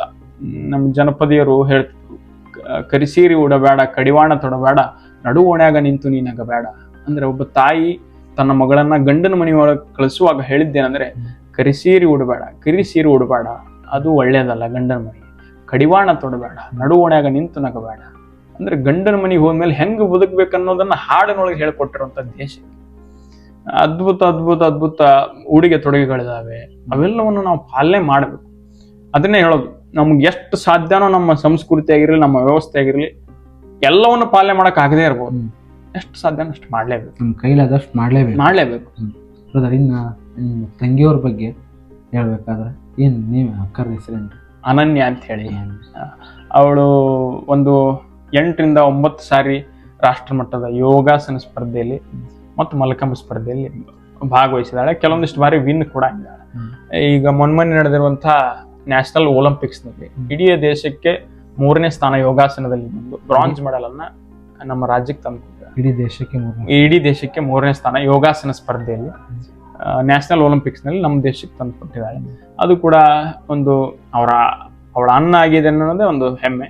ಬಿಟ್ರೆ ಅವಳು ಬರೀ ಕ್ರೀಡೆಯಲ್ಲಿ ಮಾತ್ರ ಅಲ್ಲ, ಓದಿನಲ್ಲೂ ಕೂಡ 10ನೇ ತರಗತಿ 96% ಅನ್ನು ಮಾಡಿದ್ವಿ. ಸೆಕೆಂಡ್ PU ಅಲ್ಲಿ 3 ವಿಷಯದಲ್ಲಿ ಔಟ್ ಆಫ್ ತೆಗೆಯುವ ಮೂಲಕ 97% ಅನ್ನು ಮಾಡಿದ್ವಿ. ಅದ್ರ ಜೊತೆಗೆ ನಮ್ಮಲ್ಲಿ 50 ಮಕ್ಕಳು ಬರ್ತಾರಲ್ಲ, ಆ ಎಲ್ಲಾ ಮಕ್ಕಳಿಗೂ ಬಹಳ ಅದ್ಭುತವಾಗಿ ಏನು ತಾನು ಪರೀಕ್ಷೆಯಲ್ಲಿ ಎದುರಿಸಿದಂತಹ ಸವಾಲುಗಳನ್ನ ಅವ್ರಿಗೆ ಆಗದೆ ಇರೋ ರೀತಿ ಚೆನ್ನಾಗಿ ಓದಿಸಿ ಎಲ್ಲಾ ಮಕ್ಕಳನ್ನು ಕೂಡ ಅವಳಂತ ಆಗ್ಬೇಕು ಅನ್ನೋ ದೃಷ್ಟಿಯಿಂದ ಒಂದು ಸಣ್ಣ ಕೆಲಸವನ್ನ ಮಾಡ್ತಾರೆ. ಮೆಡಲ್ ಎಲ್ಲ ಅವ್ರವ್ರೆ? ಹೌದು, ಪೂರ್ತಿ ಎಲ್ಲ ಮೆಡಲ್ಸ್ ಎಲ್ಲ ಅವ್ರೇ. ಕೆಳಗಿದ್ವಲ್ರಿ ಅವು? ಕೆಳಗಡೆ ಇರುವಂತವು ಕೂಡ ನಮ್ಮ ತಂದೆಯವರು, ನಮ್ಮ ತಾಯಿಯವರು ಎಲ್ಲ ಜಾನಪದ ತಂದೆಯವ್ರೆ? ಹೌದು, ನಮ್ಮ ತಂದೆಯವರು ಮೂಲತಃ ಜಾನಪದ ಕಲಾವಿದರು. ಅವ್ರ ಪರಿಸ್ಥಿತಿ ಬಹಳ ಗಂಭೀರ ಇತ್ತು ಆ ಸಮಯದಲ್ಲಿ. ಅವರು ಊರೊಳಗಡೆ ಭಜನೆಯನ್ನು ಮಾಡುತ್ತಾ ಮಾಡುತ್ತಾ ಹಾಡುಗಳನ್ನ ಕಲಿತರು, ಮತ್ತೊಂದನ್ನ ಮಾಡಿದ್ರು. ಎಲ್ಲದಕ್ಕಿಂತ ಹೆಚ್ಚಾಗಿ ಏನಂದ್ರೆ ನಮ್ಮಲ್ಲಿ 3 ಕಿಲೋಮೀಟರ್ದಲ್ಲಿ ಮುಕ್ತಿ ಮಂದಿರ ಐತಿ. ಮುಕ್ತಿ ಮಂದಿರದಲ್ಲಿ ಗಂಗಾಧರ ಜಗದ್ಗುರುಗಳು ಅಂತ ಆಗಿ ಹೋದ್ರು. ಗಂಗಾಧರ ಜಗದ್ಗುರುಗಳು ಏನ್ ಹೇಳ್ತಿದ್ರು ಅದೆಲ್ಲ ಬಹಳ ಅದ್ಭುತವಾಗಿ ಪರಿಣಾಮವನ್ನ ಬೀರ್ತಿತ್ತು. ನಮ್ಮ ತಂದೆಯವರು ಗಂಗಾಧರ ಜಗದ್ಗುರುಗಳು ವೇದಿಕೆ ಮೇಲೆ ಇದ್ದಾಗ ಸಂದರ್ಭದಲ್ಲಿ ಅವರು ಒಂದ್ಸಾರಿ ಮಿಮಿಕ್ರಿ ಮಾಡಿರ್ತಾರೆ. ಈ ನಾಯಿ ತರ ಬೆಕ್ಕಿನ ತರ ಮಿಮಿಕ್ರಿ ಮಾಡಿದಾಗ ಗಂಗಾಧರ ಜಗದ್ಗುರುಗಳು ಕರೆದು ₹2 ಕೊಟ್ಟು ಒಂದು ಮಾಲೆಯನ್ನು ಹಾಕಿ, ಜೀವನದುದ್ದಕ್ಕೂ ನೀನ್ ಹಿಂಗೆ ಒದರ್ಕೊಂತ ಹೋಗ್ಬೇಕು ಅಂತ ತಲೆ ಮೇಲೆ ಕೈ ಇಟ್ಟಿದ್ರಂತೆ. ಅದೇ ನಮ್ಮ ತಂದೆಯವರಿಗೆ ಒಂದು ದೊಡ್ಡ ಶಕ್ತಿ ಆಗಿದ್ದು. ಇವತ್ತಿಗೂ ಕೂಡ ಅವ್ರು ಒಂದು ದಿವಸ ಮನೆಯಲ್ಲಿ ಇರೋದಿಲ್ಲ, ನಮ್ಮ ಮೂಲ ಜನಪದ ಹಾಡುಗಳನ್ನ, ಬೀದಿ ನಾಟಕಗಳನ್ನ, ಬೇರೆ ಅವ್ರದೇ ಆದಂತ ಒಂದು ತಂಡವನ್ನು ಕಟ್ಟಿಕೊಂಡು ರಾಜ್ಯಾದ್ಯಂತ ತಿರುಗ್ತಿದ್ದಾರೆ. ಎಲ್ಲಿವರೆಗೂ ಅವ್ರ ಹಾಡುಗಳು ಮುಟ್ಟಿದೆ ಅಂದ್ರೆ ನಮ್ಮ ತಂದೆಯವರು ಮೋದಿಯವ್ರನ್ನು ಕೂಡ ಭೇಟಿಯಾಗುವಂತ ಅವಕಾಶ ಸಿಕ್ಕಿದೆ. ಅಂತ ವ್ಯವಸ್ಥೆಯನ್ನ ನಮ್ಮ ಜನಪದ, ನಮ್ಮ ಮಲ್ಕಂಬ ನಮಗೆ ತಂದುಕೊಂಡಿದೆ. ಕರ್ನಾಟಕ ಜನಪದ ಅಕಾಡೆಮಿ ಪ್ರಶಸ್ತಿ ಸಿಕ್ಕಿದೆ. ಸಾಕಷ್ಟು ಪ್ರಶಸ್ತಿಗಳು ಬಂದಿದೆ. ಅವನ್ನೆಲ್ಲ ಹೇಳ್ಕೊಂಡ್ರೆ ನಮ್ಮ ಬಗ್ಗೆ ನಾವು ಹೇಳ್ಕೊಳ್ತೀವಿ ಅನಿಸುತ್ತೆ. ಇದೆಲ್ಲ ತಾಯಿಯವ್ರ ಬಗ್ಗೆ ಹೇಳ್ಬೇಕು. ತಾಯಿಯವರು ಶಿಕ್ಷಕಿ. ನಾವು ಈಗೇನ್ ಮಾಡ್ತಿದೀವೋ, ನಾವ್ ಈಗೇನ್ ಆಗಿದೀವೋ ಅದಕ್ಕೆಲ್ಲ ಮೂಲ ಕಾರಣ ಅವರೇ. ಅಂದ್ರೆ ಅವರು ತಾವು ತ್ಯಾಗ ಮಾಡದೆ, ನಮಗಾಗಿ ಮಾಡದೆ ಹೋದ್ರೆ, ಯಾರೋ ಮನೆಗೆ ಯಾರೋ ಬರ್ತಾರ ರೆಡಿ ಮಾಡುವ ಊಟ ಅಂದಾಗ ಒಂಚೂರು ಬೇಜಾರಿಲ್ಲದೆ ನಮಗಾಗಿ ನಿಂತಿರಲ್ಲ, ನಮ್ಮ ಬೆನ್ನೆಲುಬಾಗಿ ನಿಂತಿರಲ್ಲ, ಅದೇ ಒಂದಿಷ್ಟು ಏನೋ ಸಣ್ಣದಾಗಿ ಮಾಡೋದಕ್ಕೆ ಕಾರಣ ಆಗಿರೋದು. ಬಿಟ್ರೆ ಎಲ್ಲದಕ್ಕೂ ಮೂಲನೇ ತಾಯಿಯವರು. ಇವಾಗಿನ ಮುತ್ಯಗಳ ಬಗ್ಗೆ ಏನು ಹೇಳಕ್ ಇಷ್ಟಪಡ್ತೀನಿ? ಯಾವ ಮುತ್ಯಗಳ ಇವಾಗ ಬರ್ತಾರಲ್ರಿ ರೀಲ್ಸ್ನಾಗೆಲ್ಲ, ಆ ಮುತ್ಯ ಈ ಮುತ್ಯ ಅಂತ ಏನಾಗ್ಬಿಟ್ಟಿದೆ ಅಂದ್ರೆ, ಮುತ್ಯಗಳು ಅವರವರ ಭಾವನೆ, ಅವರವರ ಭಕ್ತಿ, ಅವರವರ ಮಟ್ಟಿಗೆ ಎಷ್ಟಿರುತ್ತೋ ಗೊತ್ತಿಲ್ಲ. ನಮ್ಗೆ ನಂಬಿಕೆ ಇರೋದ್ರ ಜೊತೆಗೆ ಮೂಢನಂಬಿಕೆ ಇರಬಾರ್ದು ಅಂತ ಸಾಕಷ್ಟು ಜನ ಹೇಳ್ತಾರೆ. ಮೂಢನಂಬಿಕೆ ಯಾವುದು, ನಂಬಿಕೆ ಯಾವುದು ಅನ್ನೋದನ್ನ ನಿರ್ಧರಿಸೋದು ಜನ. ಆ ಜನರು ಯಾರನ್ನ ಮೆರೆಸ್ತಾರೋ ಅವರ ಹಣೆ ಬರಹ, ಯಾರನ್ನ ಬೀಳಿಸ್ತಾರೋ ಅದು ಅವ್ರ ಹಣೆ ಬರಹ. ಅದಕ್ಕೆ ಯಾರ ಧಾರ್ಮಿಕ ಶ್ರದ್ಧೆಯನ್ನು ಯಾರದನ್ನು ಕೂಡ ಪ್ರಶ್ನೆ ಮಾಡುವಂತ ಹಕ್ಕು ನಮಗಿಲ್ಲ. ಅವರವರ ಇಚ್ಛೆ, ಅವರವರ ಭಾವನೆ. ಯಾಕಂದ್ರೆ ನಮ್ಮ ಧರ್ಮ ಇರುವಂತದ್ದು ಹಂಗೆ. ಯಾರನ್ನು ನಾವು ಅದು ಇದೇ ಸರಿ, ಇದೇ ಮಾಡ್ಬೇಕು, ಇದನ್ನೇ ಹೆಂಗ್ ಮಾಡ್ಬೇಕು, ನಿನಗೇನ್ ಅನ್ಸುತ್ತೋ ಅದು ಸರಿ. ಈ ದೇಶದಲ್ಲಿ ಚಾರ್ವಾಕ್ ಅಂತ ಮುನಿ ಇದ್ದ, ದೇವರೇ ಇಲ್ಲ ಅಂತ ಹೇಳ್ದ, ಅವನನ್ನೇ ದೇವರಾಗಿ ಪೂಜಿಸಿದಂತ ಸಂಸ್ಕೃತಿ ದೇಶ ಇದೆ. ನಾವು ಅದು ತಪ್ಪು ಇದು ತಪ್ಪು ಅಂತ ಹೇಳೋದಿರಲಿಲ್ಲ. ಯಾರ್ಯಾರಿಗೆ ಅವರವ್ರ ಆಚರಣೆಗಳು ಹೆಂಗಿದಾವೋ ಹಂಗೆ. ಕೆಲವೊಂದಿಷ್ಟು ಜನ ಕಾಯಕದಲ್ಲಿ ದೇವರನ್ನ ಕಂಡ್ರು, ಕೆಲವೊಂದಿಷ್ಟು ಜನ ಮೂರ್ತಿಯಲ್ಲಿ ದೇವರನ್ನ ಕಂಡ್ರು, ಇನ್ನು ಕೆಲವೊಂದಿಷ್ಟು ಜನ ಪ್ರಕೃತಿಯಲ್ಲಿ ದೇವರನ್ನ ಕಂಡ್ರು. ನಾವಿಲ್ಲಪ್ಪ ಮೂರ್ತಿಯಲ್ಲೇ ನೀನು ದೇವರನ್ನ ಕಾಣಬೇಕು, ಪ್ರಕೃತಿಯಲ್ಲಿ ದೇವರನ್ನ ಕಂಡ್ರೆ ನೀನು ಕೊಲ್ತೀನಿ ಅಂದ್ರೆ ಸರಿ ಅನ್ಸುತ್ತೆ. ಹಂಗೆ ಅವ್ರು ಕೆಲವೊಂದಿಷ್ಟು ಜನ ಮುತ್ಯಗಳಲ್ಲಿ ದೇವರನ್ನ ಕಾಣ್ತಿದ್ದಾರೆ. ಬಿಟ್ರೆ ಇದರಲ್ಲಿ ಅದು ತಪ್ಪು ಸರಿ ಅನ್ನುವಷ್ಟು ದೊಡ್ಡವನು ನಾನಲ್ಲ, ಹೇಳುವಷ್ಟು ಹಕ್ಕು ನನಗಿಲ್ಲ. ಮತ್ತೆ ತಮ್ಮ ವಿಚಾರಕ್ಕೆ ಬರಕಾದ್ರೆ ಯಾವ್ದಾದ್ರು ಪ್ರೇಯಸಿ ಏನಾದ್ರು? ಪ್ರೇಯಸಿ ಗೀಯಸಿ ಆ ತರದ್ದು ನಮ್ಗೆ ಯಾವ್ದು ಸದ್ಯಕ್ಕಂತ ಏನಿಲ್ಲ. ನಮ್ದು ಬದುಕು ಕೃಷಿಯಲ್ಲಿ ಖುಷಿಯನ್ನು ಕಂಡವ್ರು ನಾವು. ಕೃಷಿಯಲ್ಲಿ ಖುಷಿಯನ್ನು ಕಂಡವ್ರಿಗೆ ಬೇರೆ ಏನು ಬೇಡ ಅಂತ. ನಾವು ನಿಮ್ ಪ್ರಕಾರ ಪ್ರೇಯಸಿ ಅಂದ್ರೆ ಹೆಂಗಿರ್ಬೇಕು? ನಮ್ ಪ್ರಕಾರ ಪ್ರೇಯಸಿ ಅಂತ ಹೆಂಗಿರ್ಬೇಕಂದ್ರೆ, ನಾವು ಅದ್ರ ಬಗ್ಗೆ ವಿಚಾರಣೆ ಮಾಡಲ್ಲ. ಅಂದ್ಮ್ಯಾಗ ಪ್ರೇಯಸಿಯನ್ನ ಹಿಂಗಿರ್ಬೇಕಂದ್ರೆ ನಾನು ಪ್ರೇಯಸಿ ಬಗ್ಗೆ ವಿಚಾರ ಮಾಡ್ತಿದ್ದೀನಿ ಅಂತ ಅರ್ಥ. ನಾವು ಹೇಳೋದೇನಂದ್ರೆ, ನಮ್ಮ ಪ್ರೇಯಸಿ ಹೆಂಗಿರ್ಬೇಕನ್ನೋ ಉದಾಹರಣೆಯನ್ನ ನಮ್ಮ ರಾಮಾಯಣ ಮಹಾಭಾರತದುದ್ದಕ್ಕೂ ಕೂಡ ನಮ್ಮ ಕಾವ್ಯಗಳಲ್ಲಿ ಹೇಳ್ಬಿಟ್ಟಿದ್ದಾರೆ. ರಾಮ, ಸೀತೆ, ಕೃಷ್ಣ ಮತ್ತ ರಾಧೆ, ಇವರೆಲ್ಲರ ಏನದವಲ್ಲ, ಶಿವ ಪಾರ್ವತಿ, ರಾಮಕೃಷ್ಣ ಪರಮಹಂಸರು ಮತ್ತೆ ಶಾರದಾ ಮಾತೆಯವರು, ಇವರೆಲ್ಲರ ಆದರ್ಶಗಳೇನಿದಾವಲ್ಲ ಇವೆಲ್ಲವೂ ನಮ್ಮ ಯುವಕರಿಗೆ ಆಗಬೇಕು. ಯಾರೋ ಬಂದ್ರು, ಒಂದ್ ಸ್ವಲ್ಪ ನೋಡೋಕ್ ಅವ್ರದ್ದು ಚೆನ್ನಾಗಿದ್ರು, ಹೇರ್ ಸ್ಟೈಲ್ ಇತ್ತು, ಏನೋ ಸೆಂಟ್ ಹಾಕೊಂಡಿದ್ರು, ಅವ್ರ ಹಿಂದೆ ನಾವು ಬಿದ್ರೆ ನಮ್ಮ ಲೈಫ್ ಕೂಡ ಸ್ಪಾಯ್ಲ್ ಆಗಿ ಹೋಗ್ತದೆ. ಅದಕ್ಕೆ ನಮ್ಮ ಸೀತಾಮಾತೆ, ರಾಮ ಸೀತೆಯರ ಆದರ್ಶ, ರಾಧಾಕೃಷ್ಣನ ಆದರ್ಶ, ಪಾರ್ವತಿ ಶಿವನ ಆದರ್ಶ, ಇವೆಲ್ಲವನ್ನ ನಾವು ನೋಡ್ಬೇಕು. ಹೆಂಗ್ ಬದುಕಿದ್ರು ಅವ್ರಂತ ನೋಡ್ಬೇಕು. ಅವ್ರ ಆದರ್ಶನೇ ಸಾಕು ನಮ್ಗೆ. ಹಂಗ್ ಬೇಕು ಹಿಂಗ್ ಬೇಕು ಅನ್ನೋದ್ರಾಗ ಕತ್ತಿಲ್ಲ. ಪ್ರೇಯಸಿಗೆ ದಾರಿ ಇಲ್ಲ. ಪ್ರೇಯಸಿಯ ದಾರಿ ಅಂತ ನಮ್ಗೇನಿಲ್ರಿ. ಇದು ಯಾವ ಟೈಮ್ಗೆ ಏನಾಗ್ಬೇಕು ಅದು ಆಗ್ತಿರ್ತೈತಿ. ಅದ್ರ ಬಗ್ಗೆ ನಾವು ವಿಚಾರ ಮಾಡ್ಕೊಂತ ಕುಂತ್ರ ಸರಿ ಅನ್ಸಲ್ಲ. ಎಲ್ಲ ಕಾಲ ನಿಯಮ, ಎಲ್ಲ ಅದು ಕಾಲ ಏನು ಮಾಡ್ಬೇಕಲ್ಲ ಅದನ್ನ ಮಾಡ್ತಿರ್ತೀವಿ. ಈಗಿನ್ನು ನಾವು ಡಿಗ್ರಿ ಮುಗಿಸಿ ಈಗಿನ್ನು ನಮ್ಮ ವ್ಯವಸ್ಥೆ ಒಳಗಡೆ ಬದುಕ್ತೀವಿ.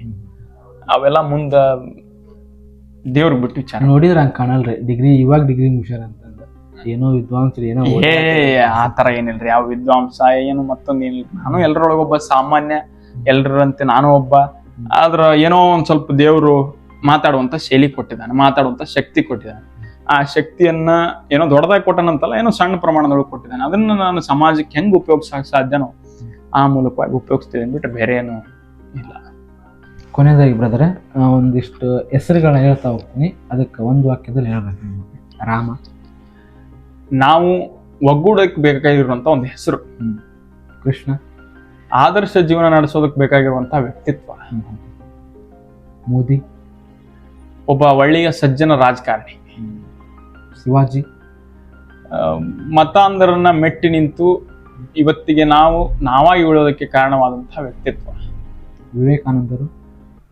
ಯಾವ ದೇಶವನ್ನ ಏನೂ ಇಲ್ಲ ಅಂತ ತೋರಿಸ್ತಿದ್ರು, ಅದು ಅಲ್ಲ, ನಮ್ಮ ದೇಶ ಹಿಂಗಿದೆ ಅಂತ ನಾವು ಹೆಮ್ಮೆಯನ್ನು ಪಡ್ಕೊಳ್ಳೋದಕ್ಕೆ ಬೇಕಾಗಿರುವಂತ ವ್ಯಕ್ತಿ. ಇಮ್ಮಡಿ ಪುಲಕೇಶಿ. ನಮ್ಮ ರಾಜ್ಯದ ಬಹಳ ಅದ್ಭುತ ಚಾರಿತ್ರ್ಯ ಇರುವಂತಹ, ಗಟ್ಟಿತನ ಇರುವಂತಹ ಚಕ್ರವರ್ತಿ. ಅಟಲ್ ಬಿಹಾರಿ ವಾಜಪೇಯಿ. ಆದರ್ಶ ರಾಜಕಾರಣಿ. ಗಾಂಧೀಜಿ. ಸ್ವಾತಂತ್ರ್ಯ ಹೋರಾಟಗಾರ. ಭಗತ್ ಸಿಂಗ್. ನಮ್ಮೆಲ್ಲರಿಗೂ ಇಂದಿಗೂ ಸ್ಫೂರ್ತಿಯಾಗಿರೋ ವ್ಯಕ್ತಿ. ಚೆನ್ನಮ್ಮ. ಒಬ್ಬ ಮಹಿಳೆಯಾಗಿ ಬ್ರಿಟಿಷರಿಗೆ ಭಾರತದ ತಾಕತ್ತನ್ನು ತೋರಿಸಿದವರು. ರಾಯಣ್ಣ. ನಮ್ಮೆಲ್ಲರಿಗೂ ಸಾಕ್ಷಿ ಪ್ರಜ್ಞೆಯಾಗಿ ನಿಂತಹ ವ್ಯಕ್ತಿ. ಓಕೆ ಬ್ರದರ್, ಎಷ್ಟೆಲ್ಲ ಹೇಳಿದ್ರೆ ಹೆಂಗೆ ಅನಿಸ್ತೀರಿ ಮಾತಾಡಿದ? ಬಹಳ ಖುಷಿ ಅನಿಸ್ತು. ಯಾಕಂದ್ರ ಯಾರೋ ಒಬ್ರು ಬಂದು ನಮ್ಮನ್ನ ಏನೋ ಒಂದಿಷ್ಟು ಕೇಳ್ತಾರ ಅಂದ ತಕ್ಷಣ ಏನ್ ಅನಿಸುತ್ತಂದ್ರೆ ನಾವೇನೋ ದೊಡ್ಡದಾಗಿ ಸಾಧನೆ ಮಾಡ್ಯವೋ, ಮತ್ತೊಂದು ಮಾಡ್ಯವೋ ಗೊತ್ತಿಲ್ಲ, ಏನೋ ಮಾಡ್ಯವೋ ಗೊತ್ತಿಲ್ಲ. ಆದ್ರ ಯಾರೋ ಬಂದು ನಮ್ಮನ್ನ ಮಾತಾಡಿಸ್ತಾರ ಅಂದ ತಕ್ಷಣ ನಮ್ಮ ಜವಾಬ್ದಾರಿ ಹೆಚ್ಚಿಗೆ ಆಯ್ತು ಅಂತ ತಿಳ್ಕೊಳ್ಬೇಕು. ಬಿಟ್ರ ನನ್ನನ್ನೇನೋ ಯಾರೋ ಬಂದು ಸಂದರ್ಶನ ಮಾಡ್ಬಿಟ್ರು, ನಾನು ದೊಡ್ಡವಾದೆ ಅಂತ ಕೊಂಬು ಬಂದ್ರ ನನ್ನನ್ನ ನಾನೇ ಕೊಲೆ ಮಾಡ್ಕೊಂಡಂಗೆ. ಯಾರೋ ಬಂದು ನಮ್ಮನ್ನ ಮಾತಾಡ್ಸಿದ್ರ ಅಂದ್ರೆ ನನ್ನ 4 ಜನ ನೋಡಕತ್ತಾರ, ಗುರುತಿಸಕತ್ತಾರ, ನನ್ನ ಜವಾಬ್ದಾರಿ ಸಮಾಜದೊಳಗೆ ಹೆಚ್ಚಿಗೆ ಆಯ್ತು, ಇನ್ನೂ ಕೆಲಸ ಮಾಡ್ಬೇಕನ್ನುವಂತ ಪ್ರೇರಣೆಯನ್ನ ಕೊಡ್ತು. ಬಹಳ ಖುಷಿ ಅನಿಸ್ತು ಮಾತಾಡಿದ್ದು. ನೋಡಿದ್ರಲ್ಲ ಸ್ನೇಹಿತರೆ, ಇಷ್ಟೊತ್ತನ ವಿಡಿಯೋನ ನಾನು ಅನ್ಕೊಂಡ್ ಬಂದಿದ್ದು ಅಮೋಘ ಭಾರತ್ ಅವ್ರನ್ನ ಏನೋ ಒಂದು ರೀತಿಯಲ್ಲಿ ಹೇಳ್ತಾರ ಅಂತ ಅನ್ಕೊಂಡ್ ಬಂದಿದ್ದೆ. ನಾನು ಹೇಳಿದ್ದು 1 ಪಟ್ಟು ಆದ್ರೆ ಅವ್ರು ಹೇಳಿದ್ದು 9 ಪಟ್ಟು ಆಯ್ತು. ಇನ್ನೂ ಹೆಚ್ಚಿನ ರೀತಿ ವಿಷಯಗಳು ಅವ್ರ ಹತ್ರ ಇದ್ದಾವೆ. ಯಾಕಂದ್ರೆ ವಿಡಿಯೋ ತುಂಬಾ ಲೆಂತ್ ಆಗುತ್ತೆ ಅಂತಂದು ಈ ವಿಡಿಯೋನ ಇಲ್ಲಿಗೆ ನಿಲ್ಲಿಸ್ತಾ ಇದ್ದೀವಿ. ಮತ್ತು ಮುಂದಿನ ಹಂತದಲ್ಲಿ ಅವ್ರನ್ನ ಇನ್ನೊಂದ್ಸರಿ ಭೇಟಿ ಮಾಡಿ ಎಲ್ಲವನ್ನ ನಿಮ್ಮ ಮುಂದೆ ತೋರ್ಸಕ್ಕೆ ಪ್ರಯತ್ನ ಮಾಡ್ತೀನಿ. ಇನ್ನೂ ನನ್ನ ಚಾನಲ್ ಯಾರು ಸಬ್ಸ್ಕ್ರೈಬ್ ಮಾಡ್ಕೊಂಡಿಲ್ಲ, ಸಬ್ಸ್ಕ್ರೈಬ್ ಮಾಡ್ಕೊಳ್ರಿ. ಇಷ್ಟ ಆಯ್ತಪ್ಪ ಅಂದ್ರೆ ಲೈಕ್ ಮಾಡ್ರಿ. ಇನ್ನೂ ಇಷ್ಟ ಆಯ್ತು ಅಂದ್ರೆ ಯಾರಿಗಾದ್ರೂ ನಿಮ್ಮ ಸ್ನೇಹಿತರಿಗೆ ಶೇರ್ ಮಾಡಿ ಅಂತ ಹೇಳ್ತಾ ಮತ್ತೆ ಮುಂದಿನ ವಿಡಿಯೋ ಸಿಗ್ತೀನಿ. ಅಲ್ಲಿವರೆಗೂ ನೋಡ್ತಾ ಇರಿ ಬನಂರಾಜ್ ಮೀಟಿಂಗ್ ಯೂಟ್ಯೂಬ್ ಚಾನಲ್. ಎಲ್ರಿಗೂ ಧನ್ಯವಾದಗಳು. ಮತ್ತೆ ಭೇಟಿಯಾಗೋಣ. ನಮಸ್ಕಾರ.